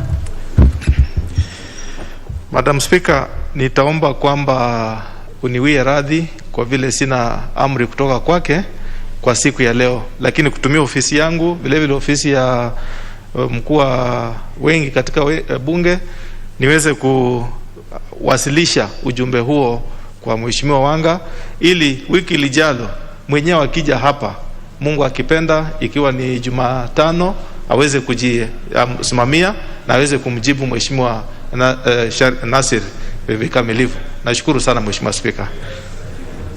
Okay, honorable members and chairs of committees. Yeah, and you should also know that when cabinet secretaries are summoned to respond to questions or statements by members, there is a way to ensure compliance as chairs.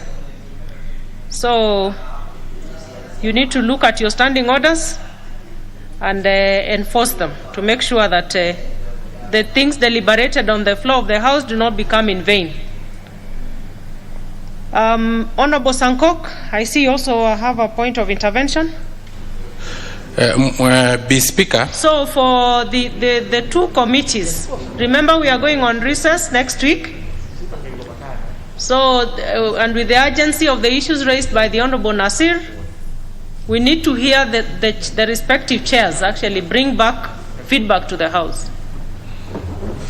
Honorable Sankok. Be Speaker, pia mimi nilikuwa na swali miezi mitatu iliyopita ambao niliuliza waziri wa Interior and National Coordination, na swali ilikuwa alikuja huku bungeni na kupitia kwa Hansard akatuambia kwamba naibu wa rais ako na ekari 15,000 huko Laikipia, na akatoa stakabadhi ambao zinaonyesha ako na shamba huko. Naibu wa rais akasema yeye ana shamba katika Laikipia, na unajua kumekuwa na shida huko Laikipia, watu wakiuana.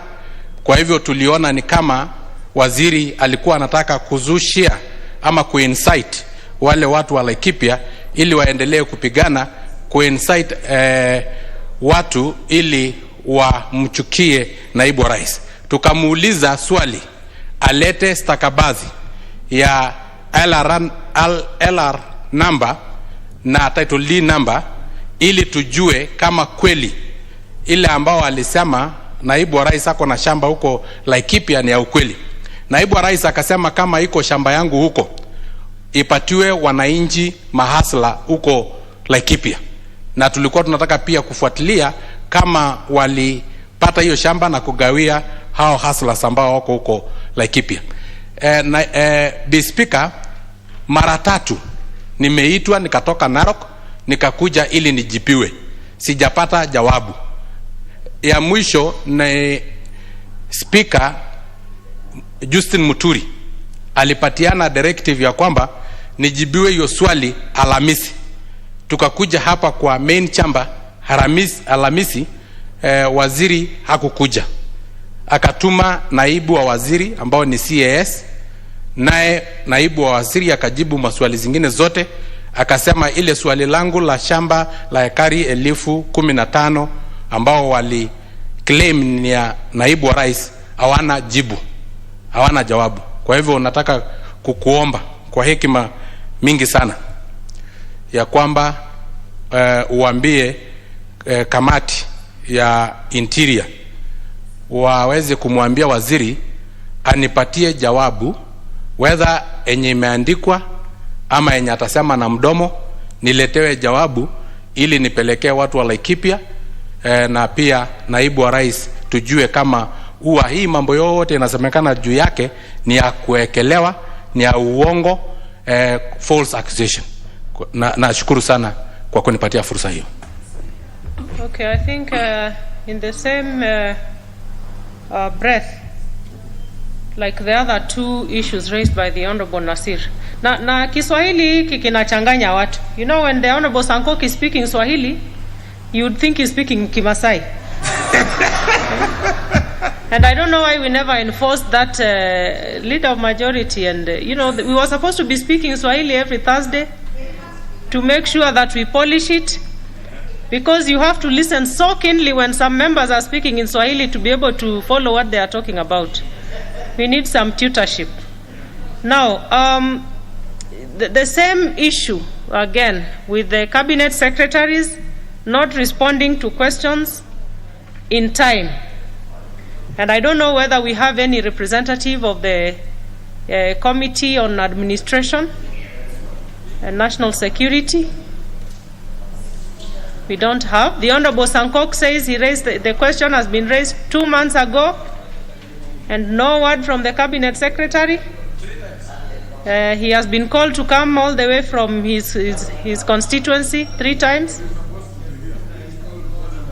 It is not in order The Honorable Whip, I think, again, I will task you to speak. Is anyone willing to speak on that or ready?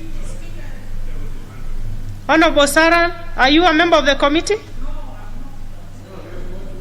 Then let's just stick to the committee on this particular issue. I don't want us to expound on that issue because we want to hear why the Cabinet Secretary is not answering to that question. So the Honorable Whip, again, I order that in our next sitting on Wednesday, we will want to hear from the three chairpersons as to why we are given time frames and the Cabinet Secretaries are not responding to the questions. And again, to chairs, you know your standing orders, you know how to ensure compliance by Cabinet Secretaries. It can be a subject for sanctioning of a Cabinet Secretary for ignoring issues raised on the floor of this House.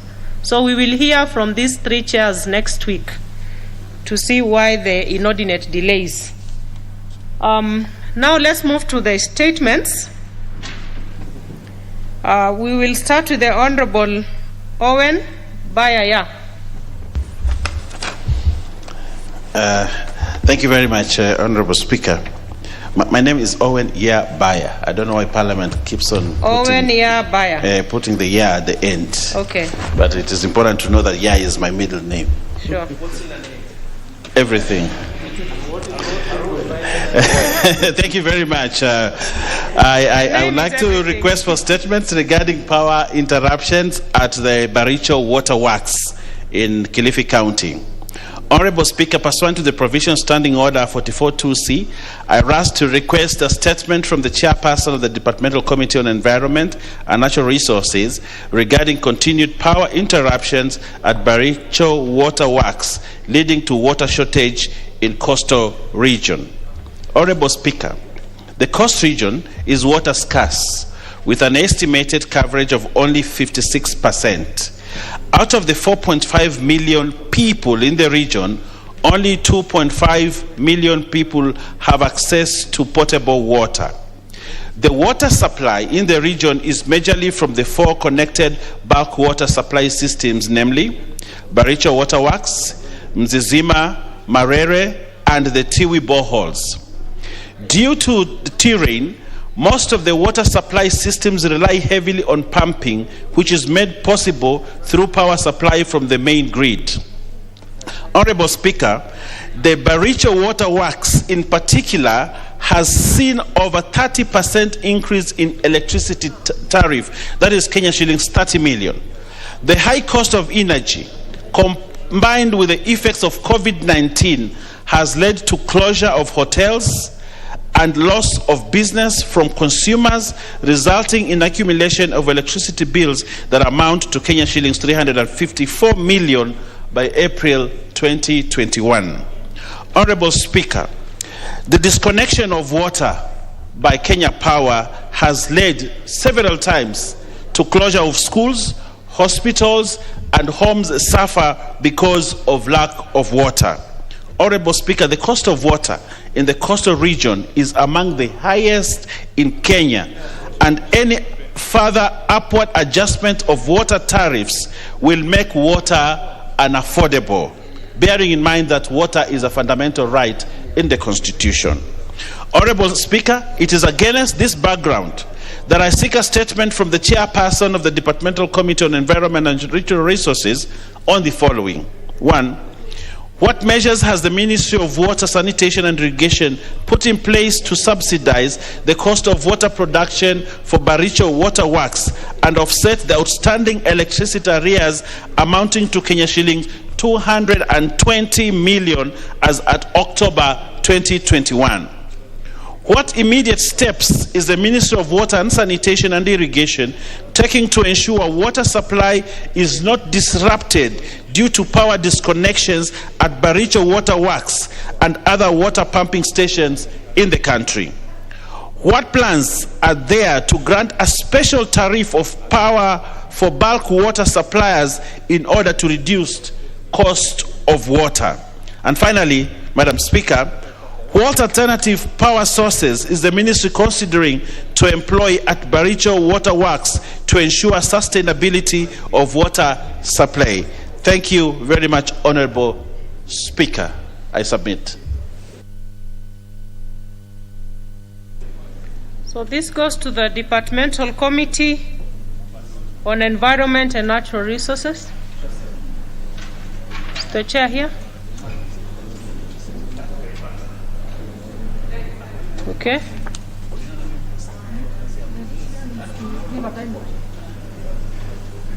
Any member of the committee or chairperson or vice chairperson to give a commitment on timeline?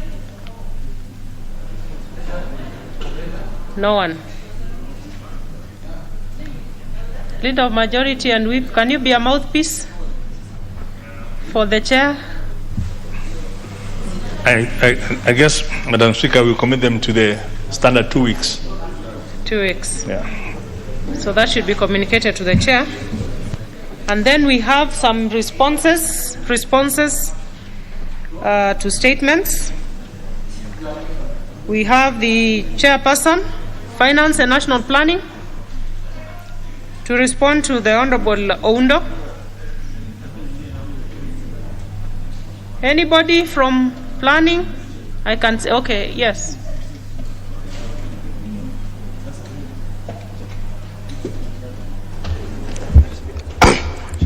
Thank you, Madam Speaker, for giving me this opportunity to read a response to a statement by Honorable Dr. Wilberforce Oudo, MP, on behalf of Honorable Gladys Wanga, who is committed elsewhere.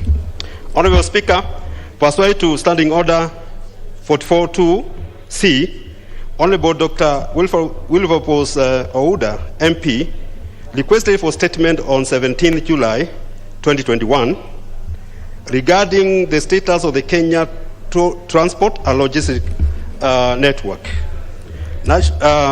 National Treasury responded as follows as to the issues raised in the statement.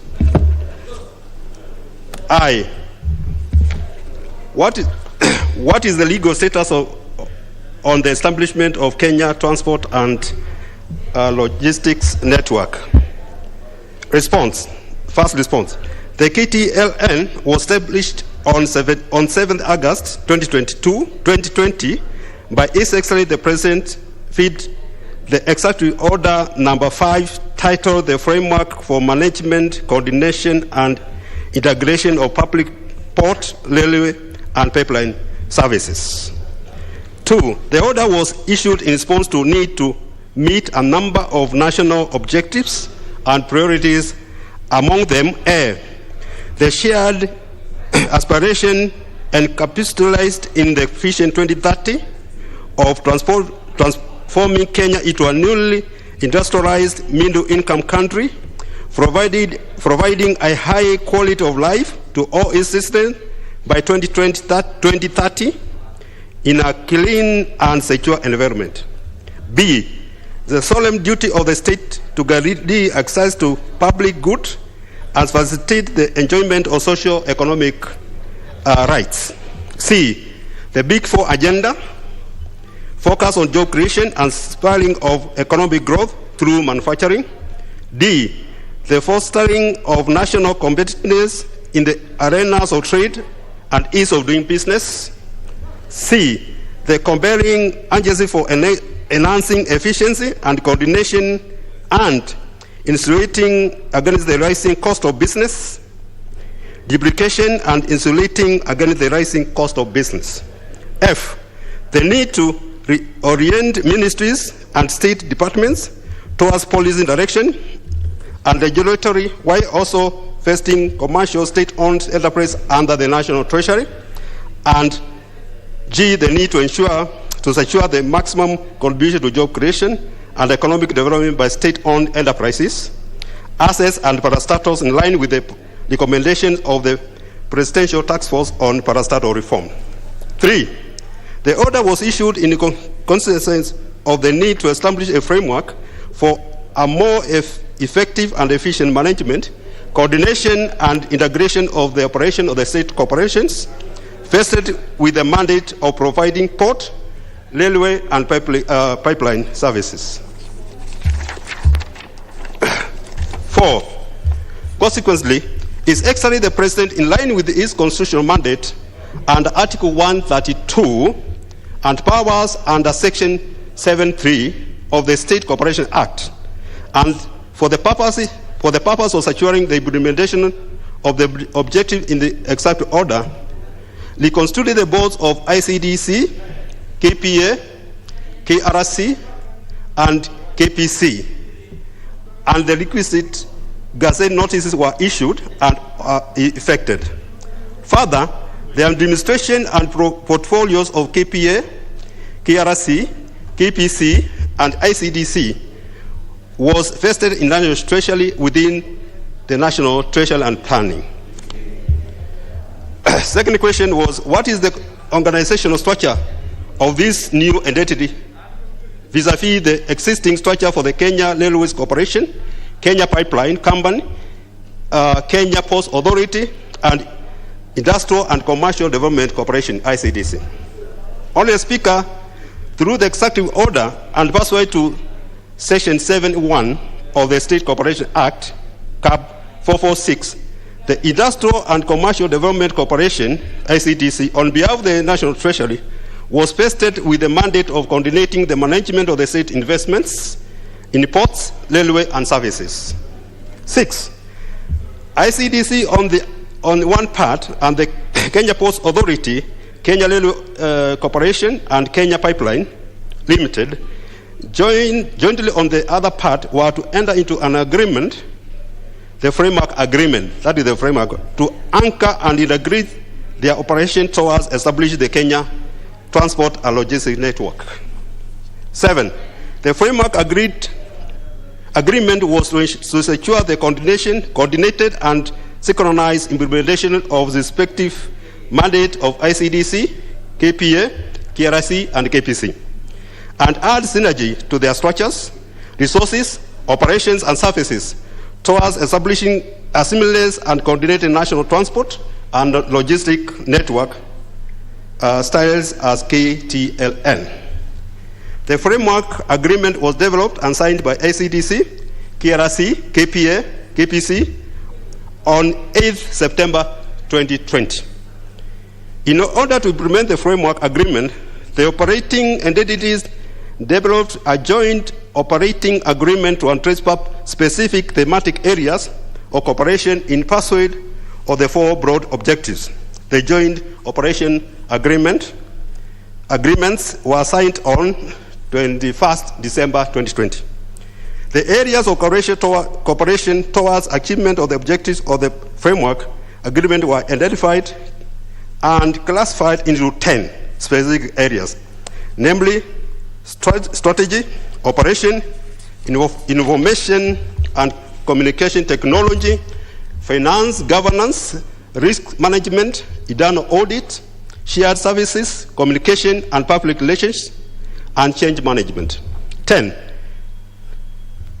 Dedicated work streams comprising staff from the operating entities and ICTs were formed to implement the activities and each of the areas of cooperation. At the end of the June 2021, implementation of 50% of the activities were ongoing, with the remaining 50% being dependent activities scheduled to commence on completion of the preceding activities.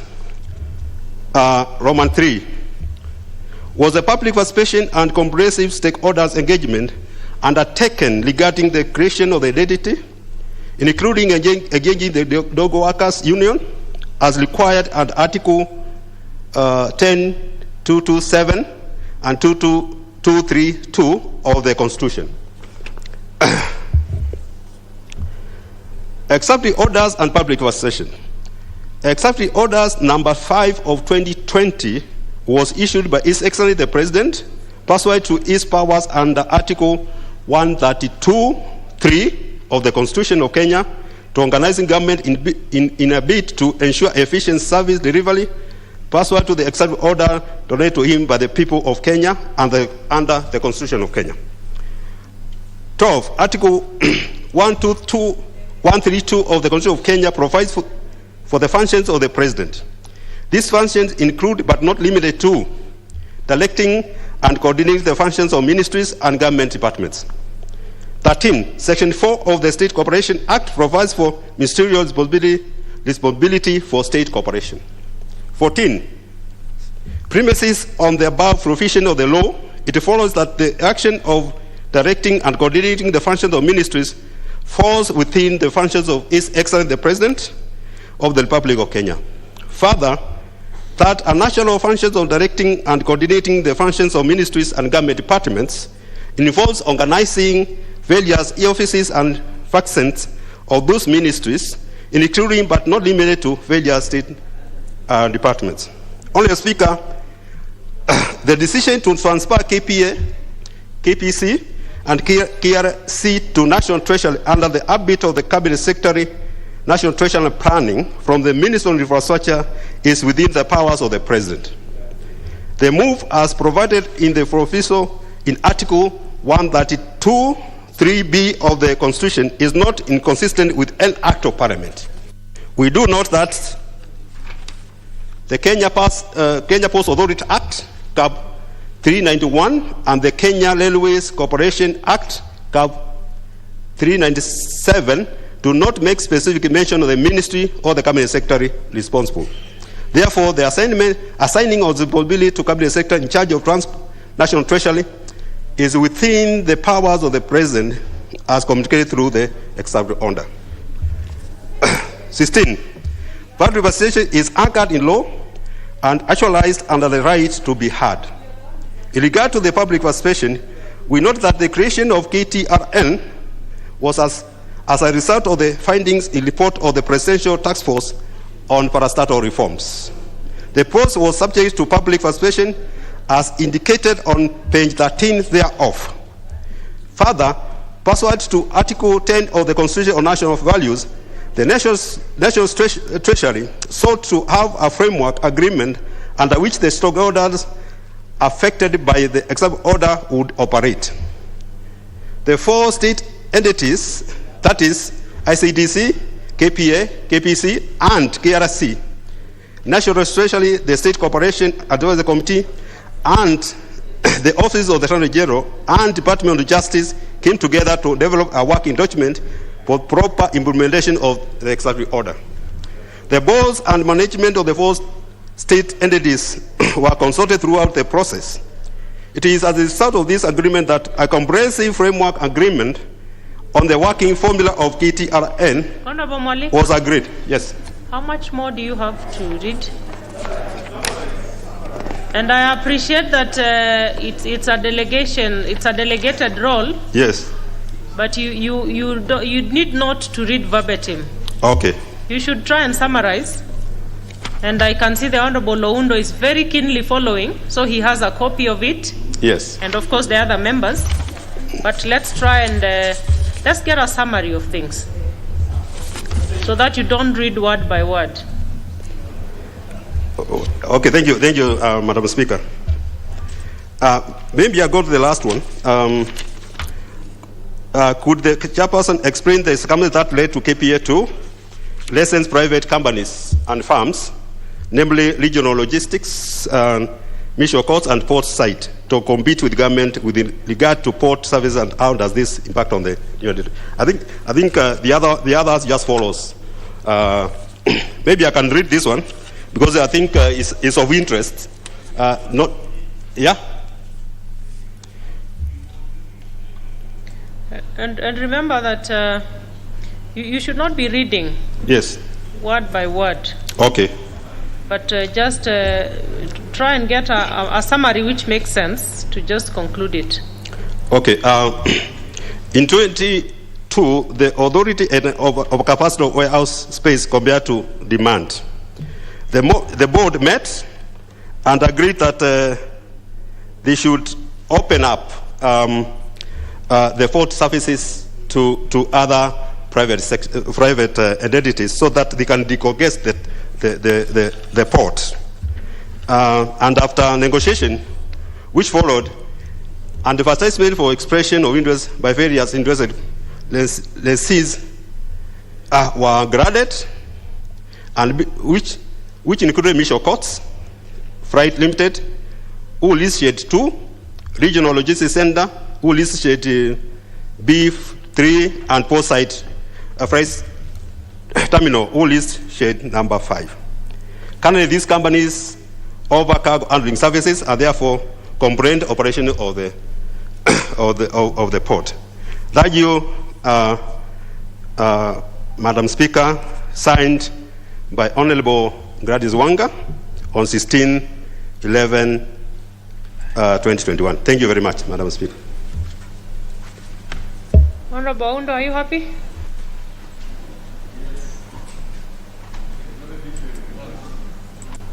Honorable Speaker, I think this is the dilemma this House faces, and this has been expressed by the Speaker many times, and probably in the wisdom of the principles, that's why we are pushing for BBI, so that the Cabinet Secretaries, the ministers, whatever they are going to be called, they can sit in this House so that they can answer questions as asked properly.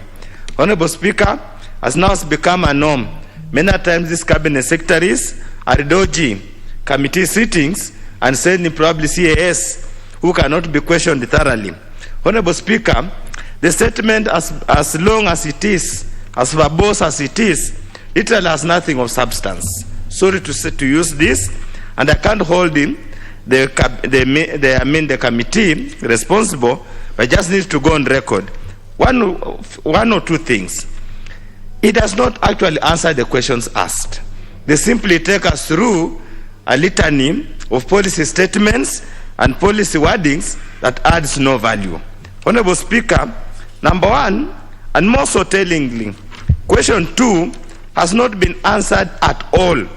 And that was, what was the organizational structure of the new entity vis-a-vis the existing one? We are creating an amorphous organization that seems to start to usurp the power inherently donated to Treasury to hold government assets on behalf of the government. What we are trying to do here, whatever mischief we are trying to do, nobody ever knows. And you know, with this government, you never know what it's all about. Honorable Speaker, I also want to mention on the issue of public participation. They mentioned the task force report on parastatal reform that began during the era of Honorable Mwai Kibaki. Honorable Mwai Kibaki left office in 2013. These changes were being made in 2020.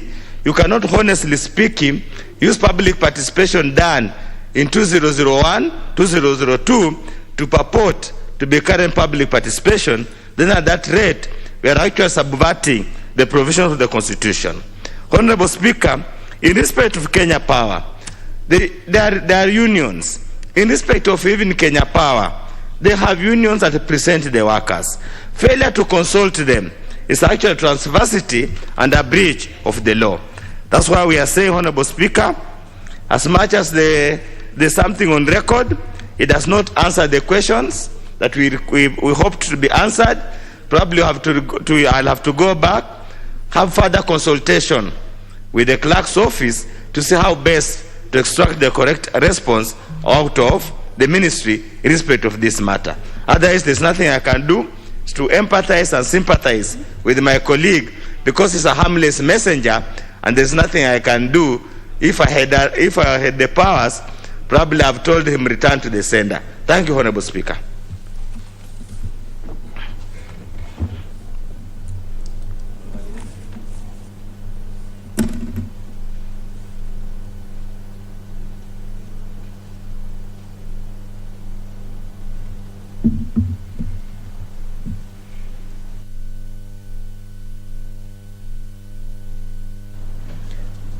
Honorable Sotsi.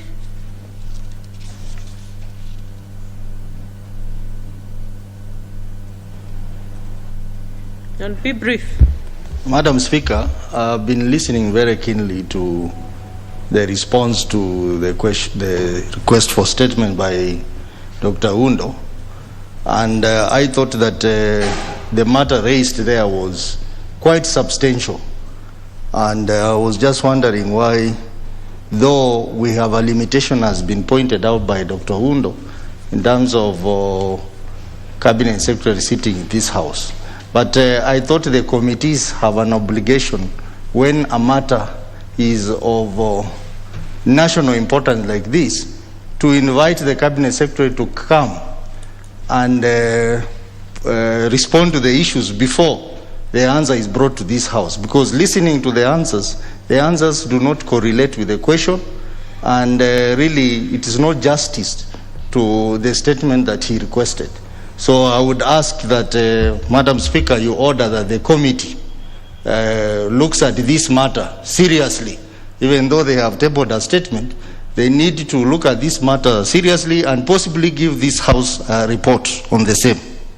And this should apply to many other cases where members have brought statements here and there is no sufficient answers given by the respective cabinet secretaries. All right. I think obviously the Honorable Oundo is far from being satisfied with the... You're actually dissatisfied entirely with the response. And the Honorable Kimilu is just reading a statement written by someone else through the chair.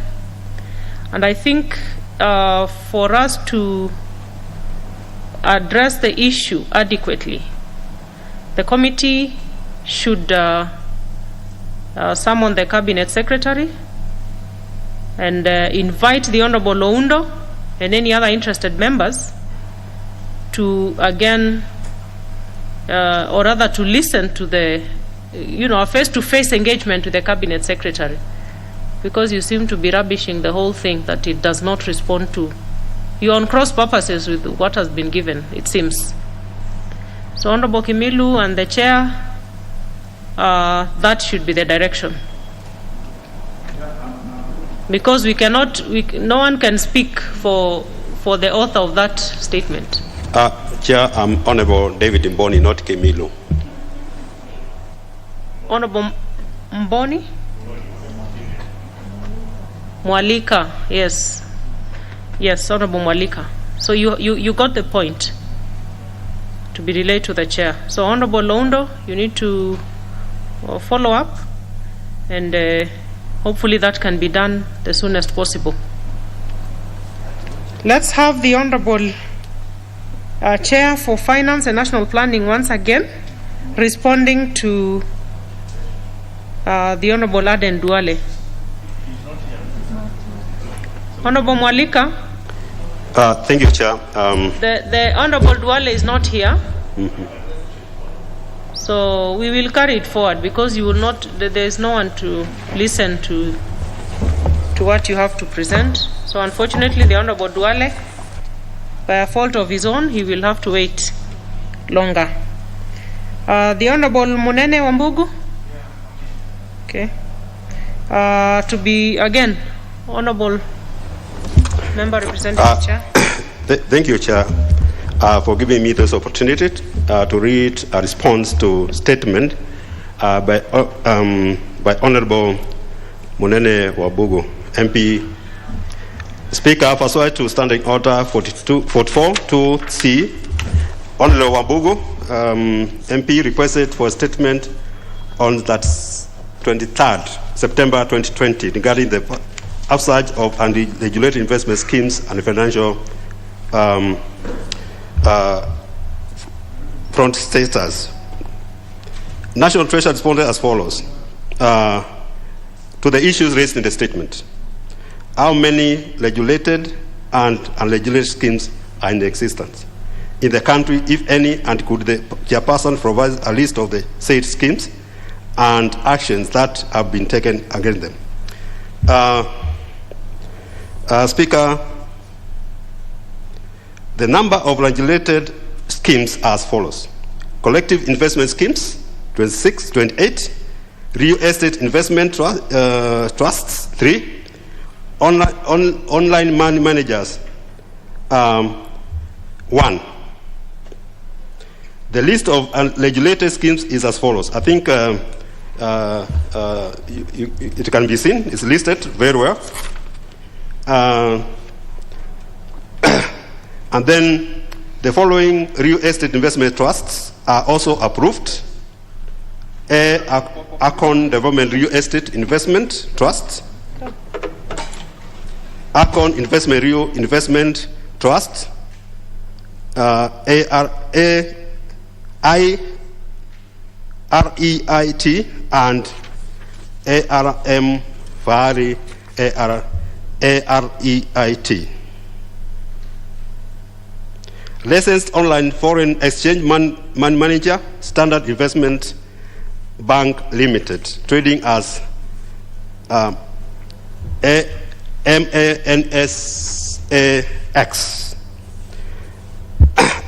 Unregulated schemes. Unregulated schemes are at various stages of investigation. These are as presented below. Cases pending before the court. I think you can see them. Cases prostitution where the promoters and directors have secured injunction against CMA and Director of Criminal Investigation. Start with Cyton Investment Limited. On behalf of Cyton I-Yield Solutions as various stay orders against CMA and DCI barring taking of any certain action. Certain has since filed civil suits against the CMA, Chief Executive Officer, and some managers of CMA. Cases under investigation, you can see them.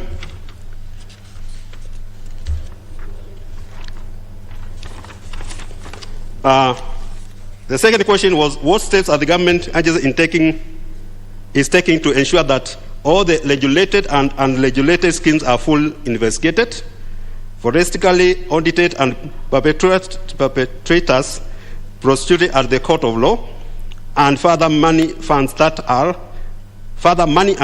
were illegally collected from various victims are returned to their owners. Madam Speaker, ease of reporting. CMA has developed online compliance and whistleblower portal on the website.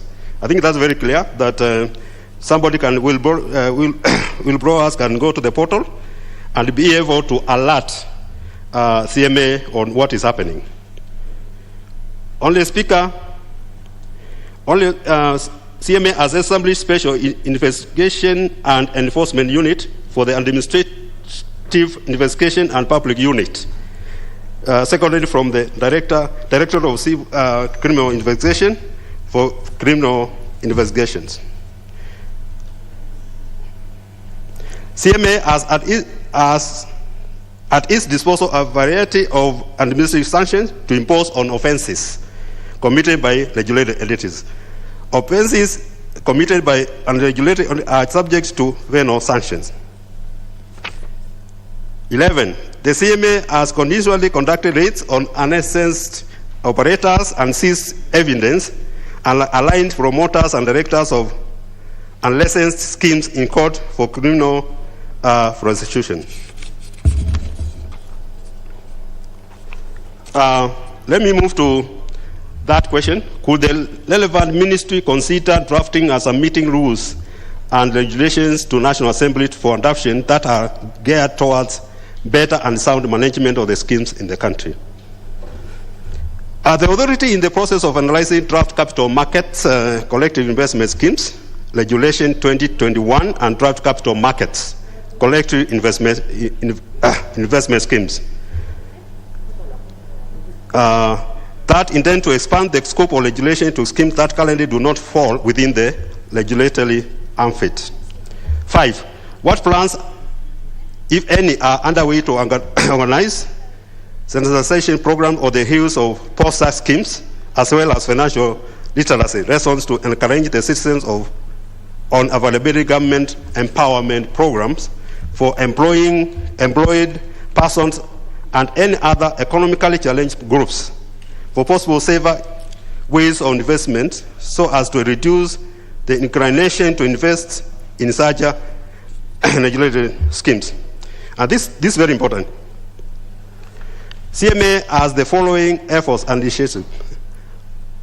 emphasis on constant, continuous, and repeated communication with thematic messages on legislated capital market products, lessons and entities in capital markets, risks of investing in unregulated products through unlicensed entities, partnership with the Capital Market Authority, engagement with industry association,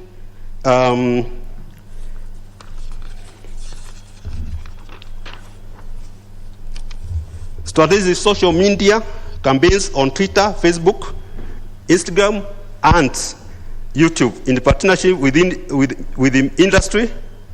That is MoneyWise, a good platform, live section of Facebook, among others. Leveraging on ongoing CMA and industry-led events to drive editorial support, organizing corporate events in partnership with the industry players and key opinion leaders such as golf tournaments to seeking industry support.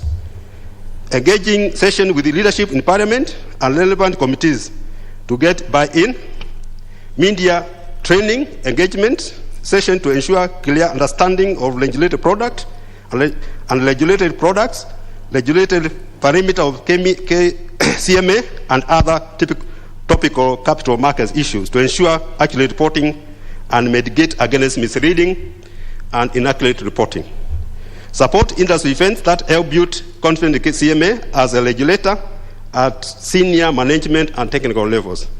And lastly, production of digital infomercials and short documentaries to carry tailored messages.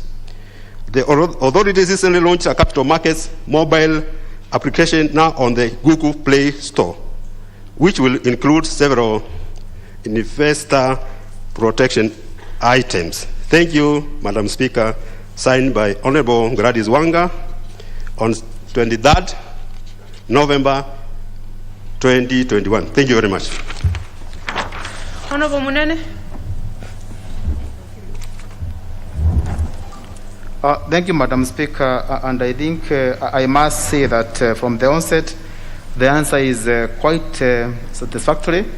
And I think this is one of the few occasions when the cabinet secretaries or the institutions required to give answers, they have taken their time to give a good answer. And it is very eye-opening that quite a number of schemes in Kenya from this answer are actually unregulated. I'm surprised that even a huge company like Saito Investment is not regulated. And this shows how much Kenyans are actually exposed. And I also see even like that case in point, like they have gone to court to get injunction that it should not be investigated. And quite a number of unregulated schemes where they have cases pending in court, about 8 and 18 under investigation. This is quite baffling. And also of concern is that through this answer, the minister has actually admitted there is a lacuna in law which these schemes have been exploiting. The only saving grace is that they are saying they are going to put 2 regulations which are at advanced stage to this to bring them to this house before the end of this financial year, because so that these schemes which do not fall under the regulatory ambit, they are brought under regulations. So I think, Madam Speaker, without much ado, I must comment the answer is good. But I think, and I hope, when these regulations which are being drafted by the Capital Market Authority to bring on board all these schemes under regulation, I believe when they come to this house, the house is going to do the necessary, because we all know how many Kenyans have been swindled or fraudulently, their money fraudulently gotten through these schemes, where people come and come with all manners of goodies. You are going to invest your money, you are going to have a good dividend or good income, and eventually Kenyans end suffering. So I think this is a nice response and a good one, and I think we'll be looking forward to, as a house, to receive these regulations, and they should come not within this financial year. They should come like yesterday, so that we can be able to pass those regulations and they be enforced, so that all the schemes in Kenya which engage in investment, at least there are some regulations which govern them and which can be able to can be used to ensure that Kenyans are not swindled or their money for didn't gotten from them. Thank you, Madam Speaker, for last chance. Okay, that's well in order. Now we go to a statement by the chair, NG-CDF, Honorable Munyinyi. Thank you, Honorable Speaker. I rise to give a routine update, what I would call, to the House regarding the status of disbursement and receipts of funds from the Treasury as of 24th November 2021. Honorable Speaker, as you are aware, the National Government Constituency Development Fund was allocated a total of 41,714,800,000 for financial year 2021-2022. Honorable Speaker, after the ceiling was determined by the NG-CDF board for each constituency, of course in consultation with our committee at the National Assembly, constituencies were asked to submit proposals for projects to the board and have since been processed. I can confirm, Honorable Speaker, that all the 290 constituencies have had their proposals considered and funds have been released to their constituencies. I'll shortly be explaining how they have received the funds, Honorable Speaker. Now, this, Honorable Speaker, has been, of course, pursuant to Section 39,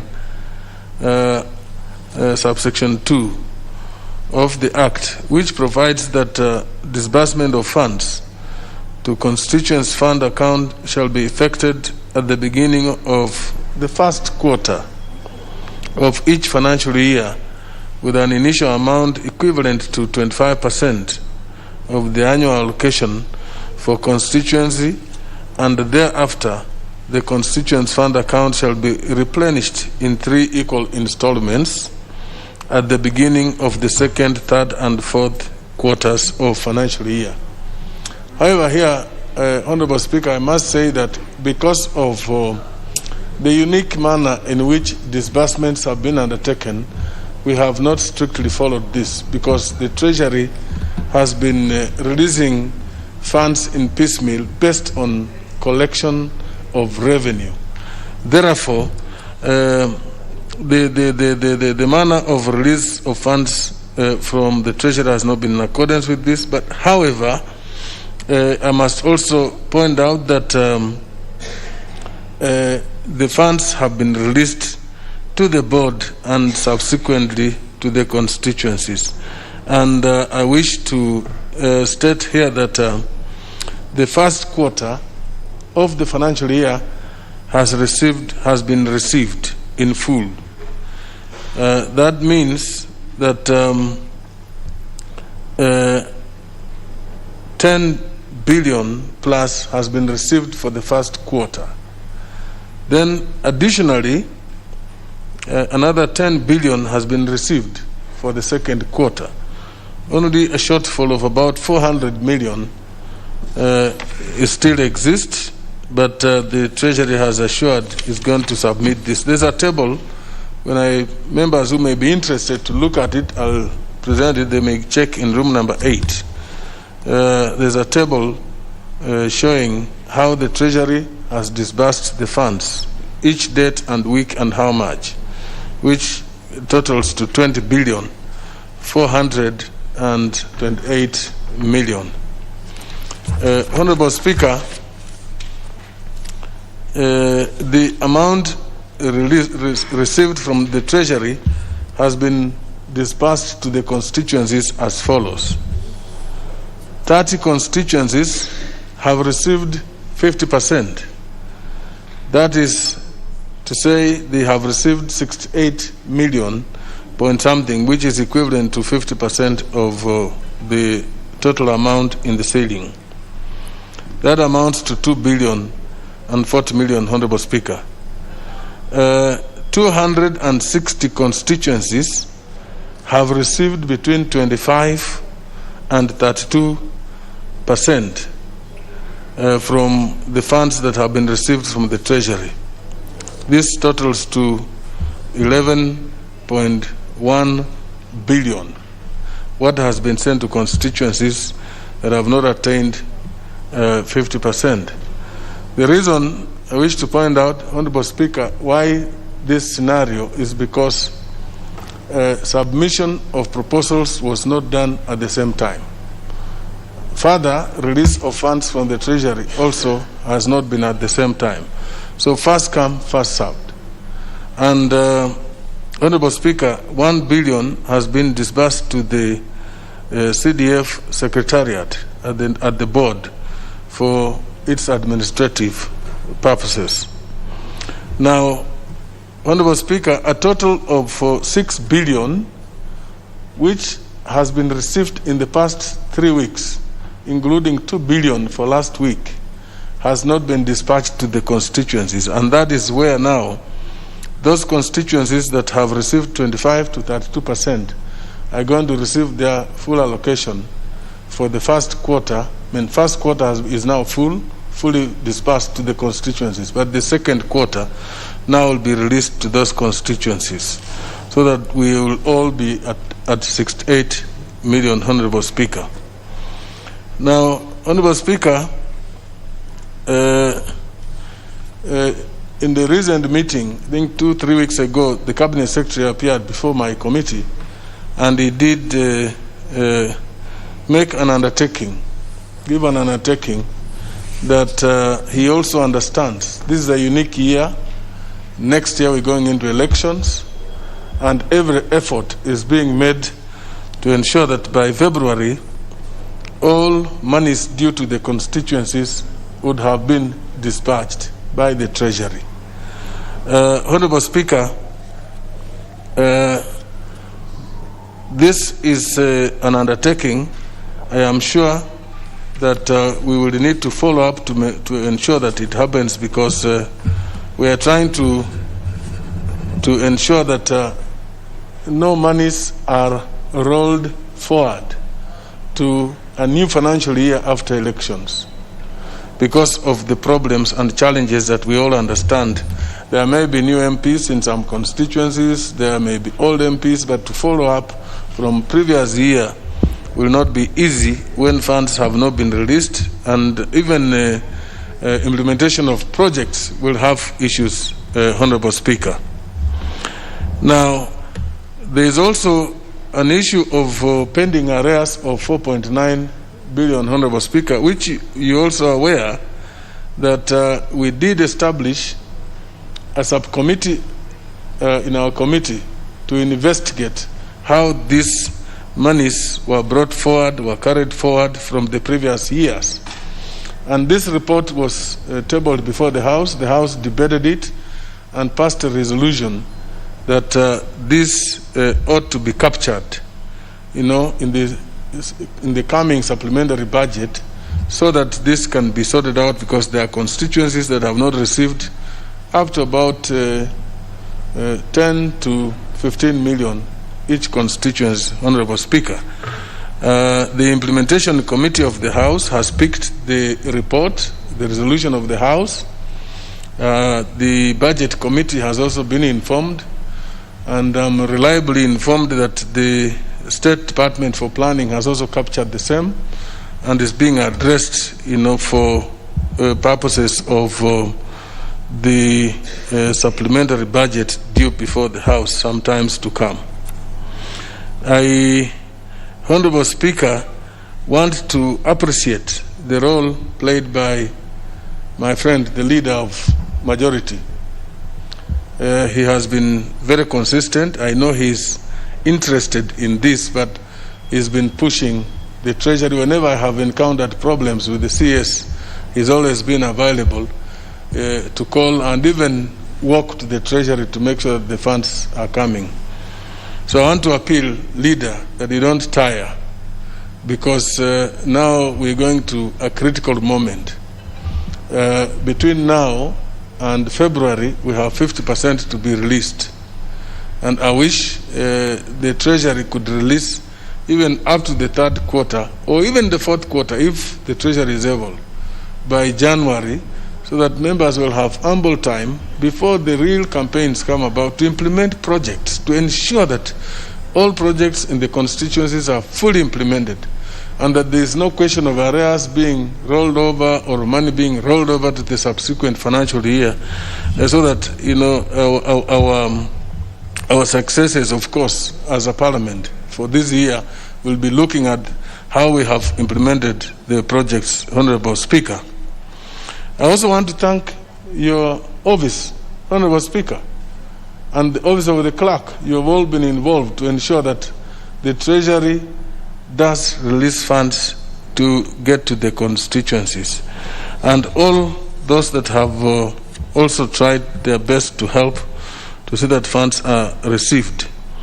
Honorable Speaker, I want to appeal that the same spirit, leader, and your office, you know, the same spirit prevails, so that we ensure that these funds that we expect are released without delay. Unfortunately, the Treasury sometimes, if they were, you know, doing what they had assured on a weekly release of 2 billion, we would be at the third quarter, but they have not been doing so. So I hope that they're going to refer to that release so that we get all the funds. I didn't want to take so much time. I've just picked summaries. Members who are interested to get details of each constituencies, which one has received what, and so on, can check in room number 8. With those few remarks, I thank you, Honorable Speaker. I think that is very clear. Members want to say something?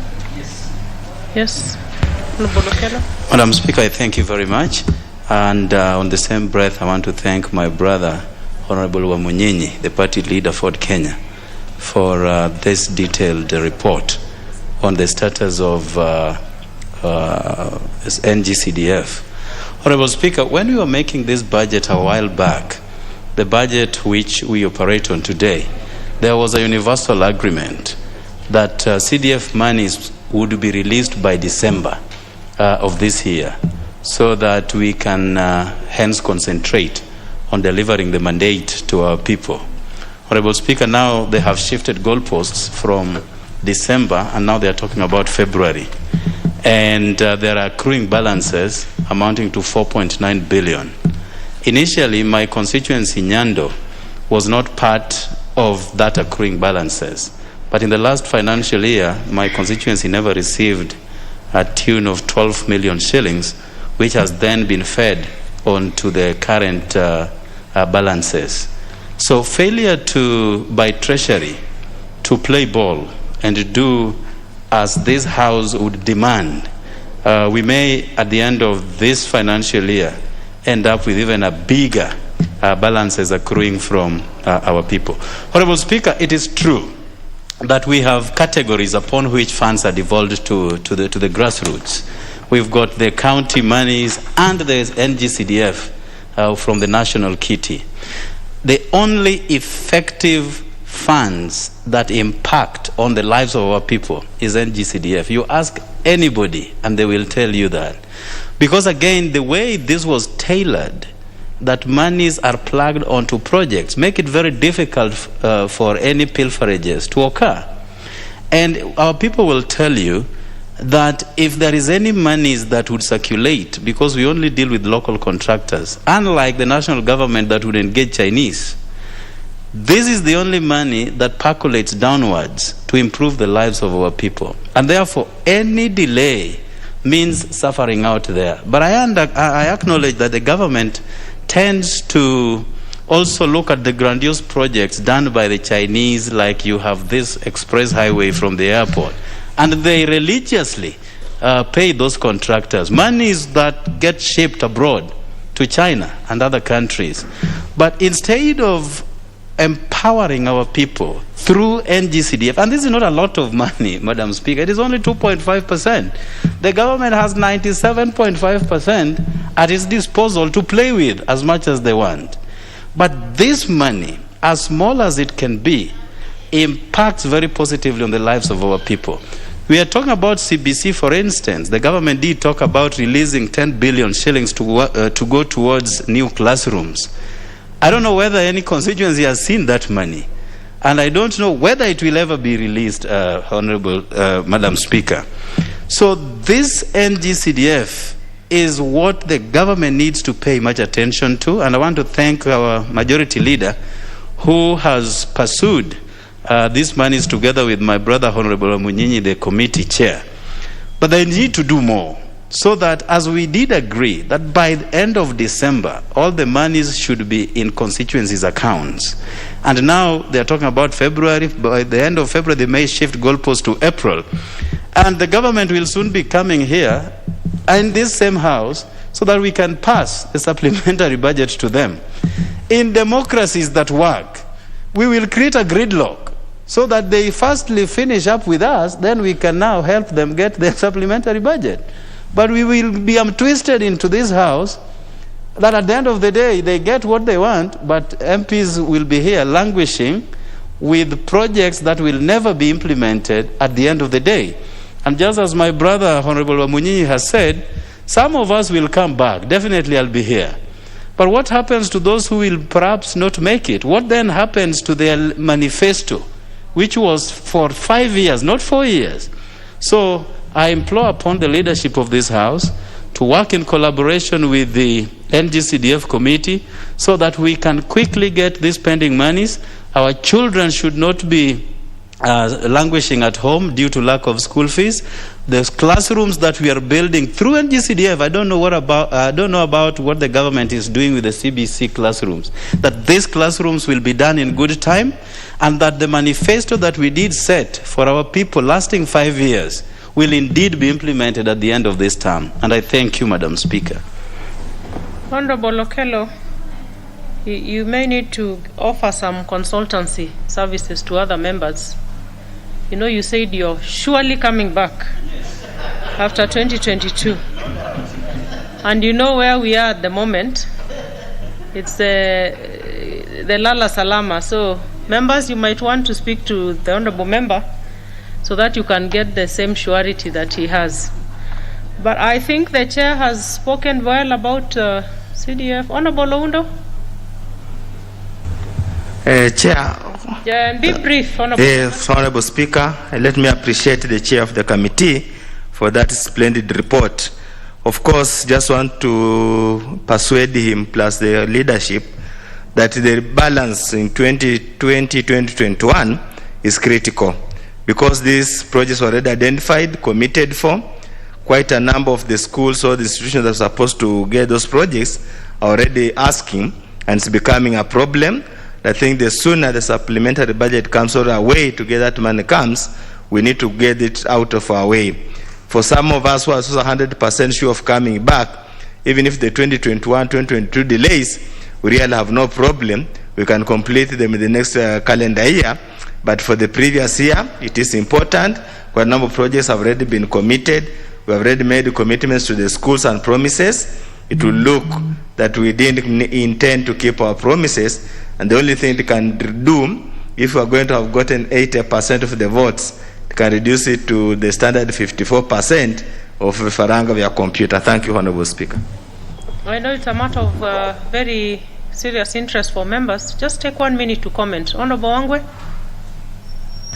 Thank you, Honorable Speaker. Honorable Speaker, allow me to appreciate the Chair, that indeed you've really made us proud. Honorable Speaker, the only issue of concern I have is the balance of 4.9. I was a member of the committee some times back, and it has been a challenge. But the Honorable Speaker, the current chair, has made it possible. Now that we have the report with us, and the chair has really analyzed it properly, I want to ask him to work very closely with the chair on implementation, so that at least that money, the 4.9, is not just pledged and placed into the budget, but let's have it in the supplementary, Honorable Speaker. Let's not do without it, let's have it, and I'll ask the CS, Honorable Yatani, that we must really have that money in the supplementary. Through the leader majority, it's important that you also assist us to make sure we actualize that. Thank you, Honorable Speaker. Honorable Manje. Thank you, Madam Speaker. I want to also thank the Chair, National Government CDF, for the good update. At least now we know where we are. But also I want to ask the Treasury to do something this year, because you see these are unique. Next year is a unique year. We are going for election. And most likely, as it has happened before, many members will not come back, maybe about 70 to 60%, meaning that the projects that are supposed to be done next year should be given priority by the government so that they are completed. And also you'll find that the CDF is a very good model that is normally monitored by the public. So it's a sure way, a sure bet where the money taken will go to the correct cause. And also CDF is very visible in the country. You go throughout the country, you will see those unique projects from this kitty. So I think the way to go, because we are not able to monitor how these other monies are spent in the country, CDF is the way to go. Also, during this particular period where we are coming out of COVID, it is good to elevate our citizens by making sure that this money is released before maybe before January or before February, as the chair has said, so that at least we can give these bursaries and elevate the poverty that is in the constituencies. I support them. Okay. I think, okay. I see Honorable Murugara. Yes. Thank you, Madam Speaker. Madam Speaker, allow me also to join the others in thanking the Chairman for that update he's given to us. I think our position has been clearly explained by Honorable Kello, and that is what we stand by. Thank the Majority Leader, who has persistently assisted us get the money when the Treasury becomes adamant. But may I make one plea that there be some form of equalization.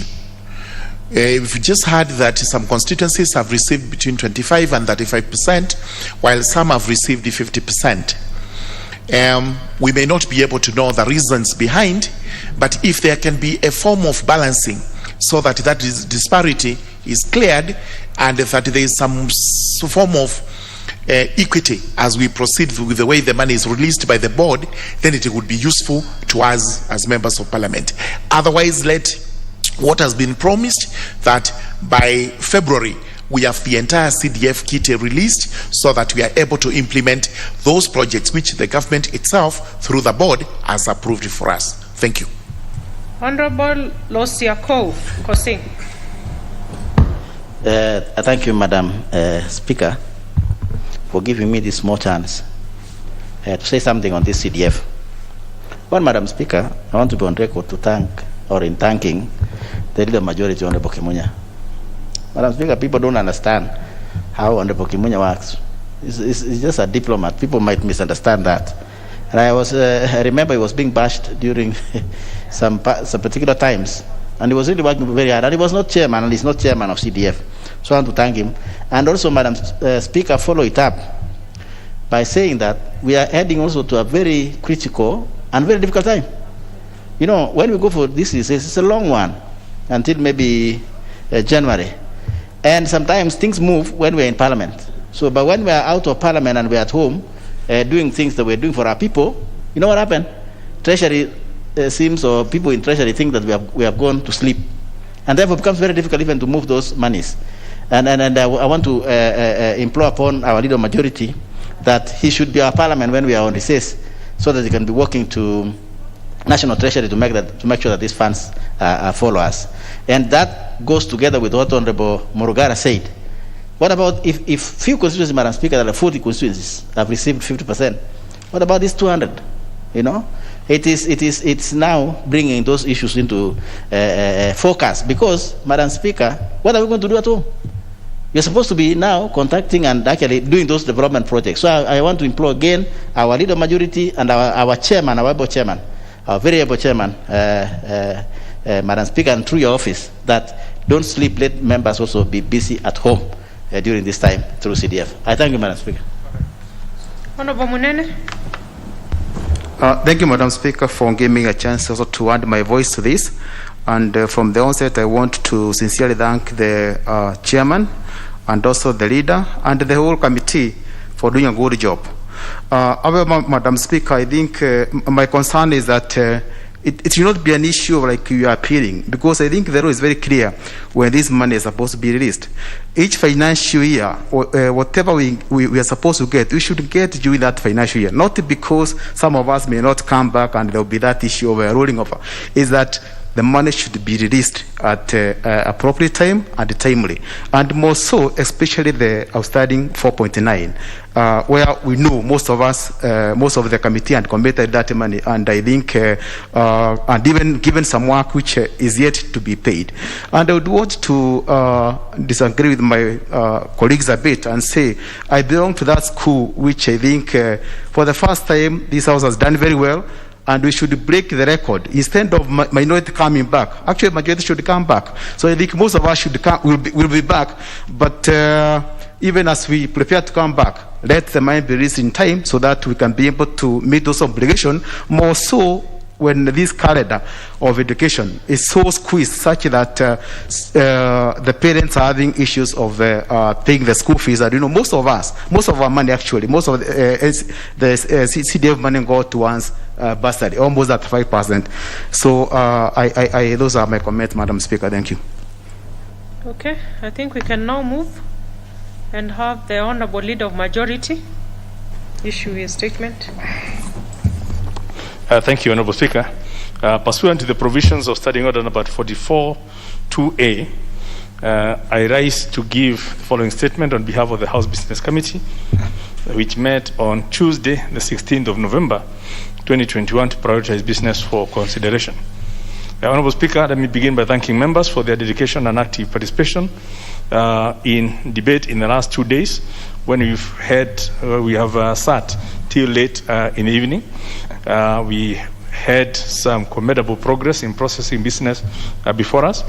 However, and I'm sure, Honorable Speaker, you share this with me, I wish to know that members whose business is scheduled for consideration need to avail themselves in the House to avoid the repercussions that come with failure to show cause.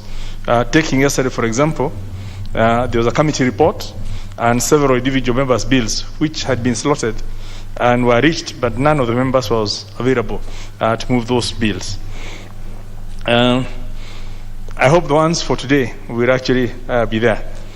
Honorable Speaker, it's evident that we have very limited time to consider the pending business. We are also aware that next week the House proceeds on its long recess.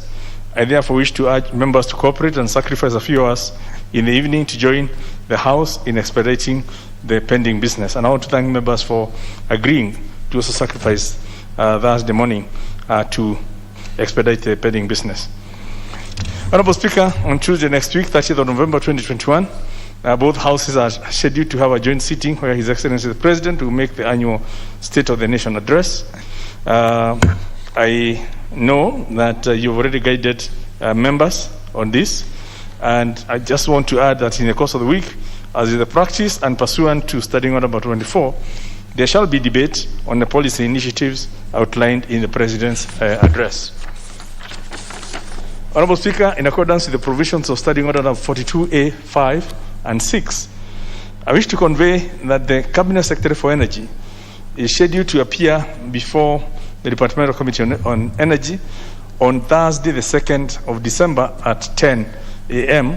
to respond to question number 465 of 2021 by the Honorable Paul Abur regarding the current status of electrification in public education institutions, as well as a progress report on the last mile connectivity program within the Rongo constituency. Number 2, question number 472, 2021, by the Honorable Samuel Atandi, regarding the criteria employed by the Kenya Power and Lighting Company to engage WBP Standard PLC in its operations as flagged in the Auditor General's report for the year ended 30th of June 2020. Question number 479 of 2021 by the Honorable Michael Mushera, Ojoro MP, regarding the delay in metering of over 25 projects undertaken by the Rural Electrification and Renewable Energy Corporation, REREC, in Ojoro constituency, and when they'll be metered. And last one, question number 482 of 2021 by the Honorable David Mwalika Mboni from Kitui Rural Constituency, regarding the replacement and repair of 40 transformers and revival stalled education projects in Kitui Rural Constituency. Honorable Speaker, the House Business Committee will convene on Tuesday the 30th November 2021 to schedule the business for the rest of the week. I now wish to lay this statement on the table of the House. Thank you, Honorable Speaker. Honorable members, order. I have a guide to issue before we go to the next order.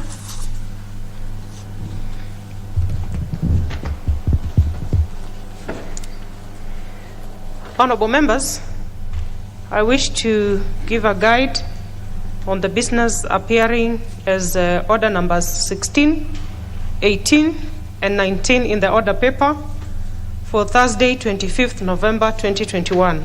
Honorable members, this guide relates to the business appearing under order numbers 16, 18, and 19 in the order paper for today, Thursday, 25th November 2021. Under order number 16, which is the referendum number 2 bill, National Assembly Bill number 14 of 2020, I have received representation from a number of members who had submitted their notice of proposed amendments to the bill. However, the proposed amendments are yet to be processed and included in the order paper. In this regard, I hereby defer the order from today's order paper. With respect to the business appearing under order number 18, regarding the Kenya Roads Amendment Bill, National Assembly Bill number 12 of 2020, it will be recalled that the bill was listed in the order paper on Thursday, 19th August 2021 for second reading.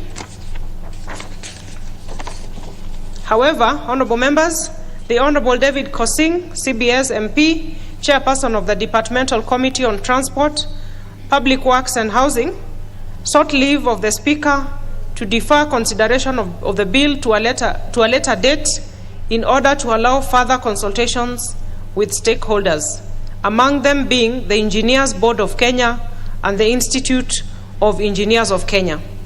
Honorable members, among the objectives of the then report of the committee on the bill was a proposal to introduce an amendment, the effect of which was to open up the position of the Director General of Kenya Roads Board to professionals other than engineers only. Further, the Office of the Speaker had received petitions and representations from the Engineers Board of Kenya, the Institute of Engineers of Kenya, and the general public cautioning against such proposal. In his request to defer the bill, the Honorable Kosing undertook to engage key stakeholders and the public further on the foregoing proposal and table an addendum report thereof.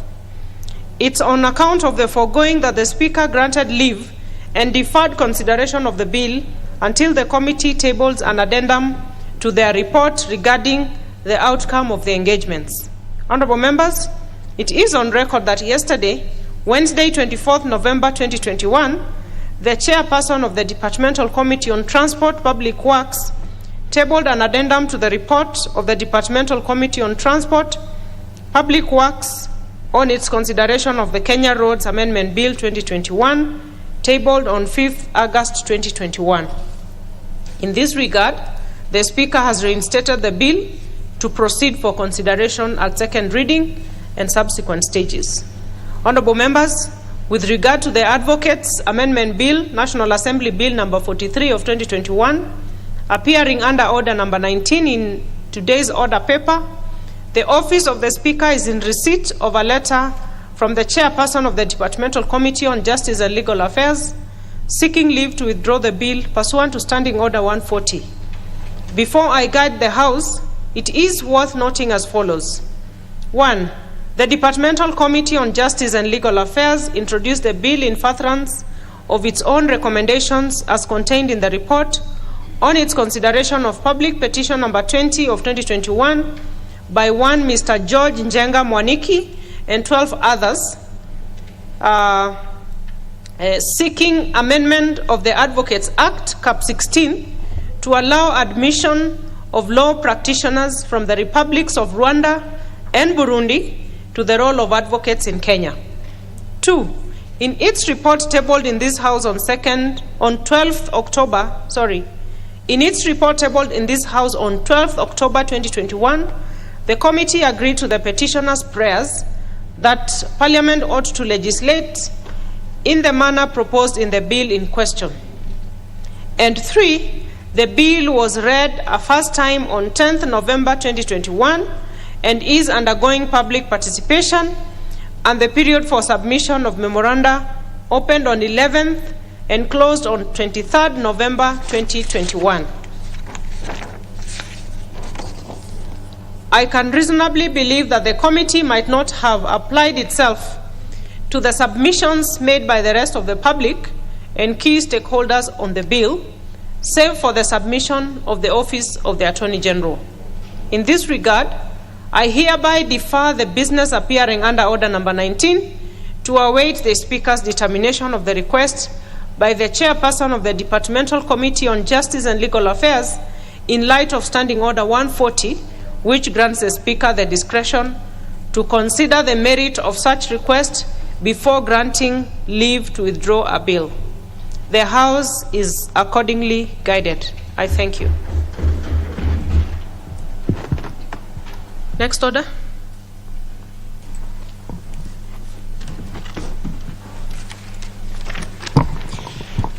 Order number 14, the Higher Education Loans Board Amendment Bill, National Assembly Bill number 52 of 2021. First reading. An Act of Parliament to amend the Higher Education Loans Board Act.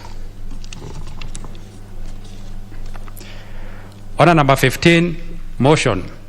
Approval of nominees to the Kiambaa Constituency Committee. Chair.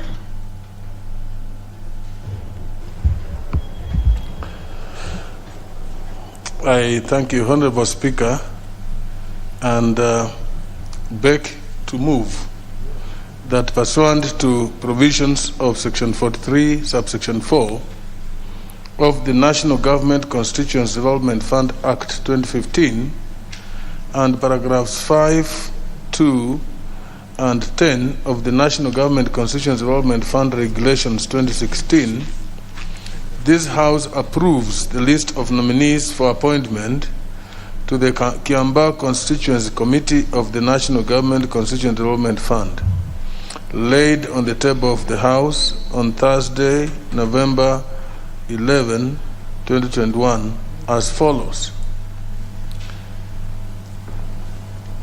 1. George Muiruri Wamboi, a male youth representative. 2. Geoffrey Ndigi Mukora, male adult representative. 3. Isabel Murugi Kinyanjui, female youth representative. 4. Elizabeth Wamboi Kitau, female adult representative. 5. Ann Nduta Karioki, representative of persons with disability. 6. Jackson Mbugwa Kinyanjui, nominee of the constituency office, male. 7, Rose Wanjiku Nganga, nominee of the constituency office, female. Honorable Speaker, all the nominees are first appointment. This is a result of the by-election that was held in Kiambaa constituency. Did you say they are on first appointment? I can see some who are on reappointment. Yes, majority are first appointment, the others are reappointment. Yeah. It's a mixture of first appointment and reappointment, Honorable Speaker. I beg your pardon. As I was saying, Honorable Speaker, this was a result of the by-election that was held in the constituency following the death of our colleague, the Honorable Paul Koinange. I am sure that the member of the constituency is in the House and would possibly be accorded a chance once the question has been proposed to confirm, Honorable Speaker, that these are the nominees from the constituency. And having said that, because this is procedural, merely seeking House approval of membership of the committee, there is not much that I want to add, Honorable Speaker, and therefore I beg to move and ask the Honorable Emmanuel Wangwe to second. Thank you, Honorable Speaker. Honorable Speaker, I rise to second the motion by the Chair NG-CDF and also thank the Honorable Member of Kiambaa, my very good friend Honorable Wanjiru, that he has really complied with the CDF Act. When you look at the way he has placed his membership, he has considered entirely as per the CDF Act. This is a good thing, and Honorable Wanjiru, I just want to wish you well. You came in a bit towards the end of the House, and may the people of Kiambaa look at you with mercy and support you to be among the 30% who are likely to come back. Thank you, Honorable Speaker, and I second. Other members? I thought somebody had stopped.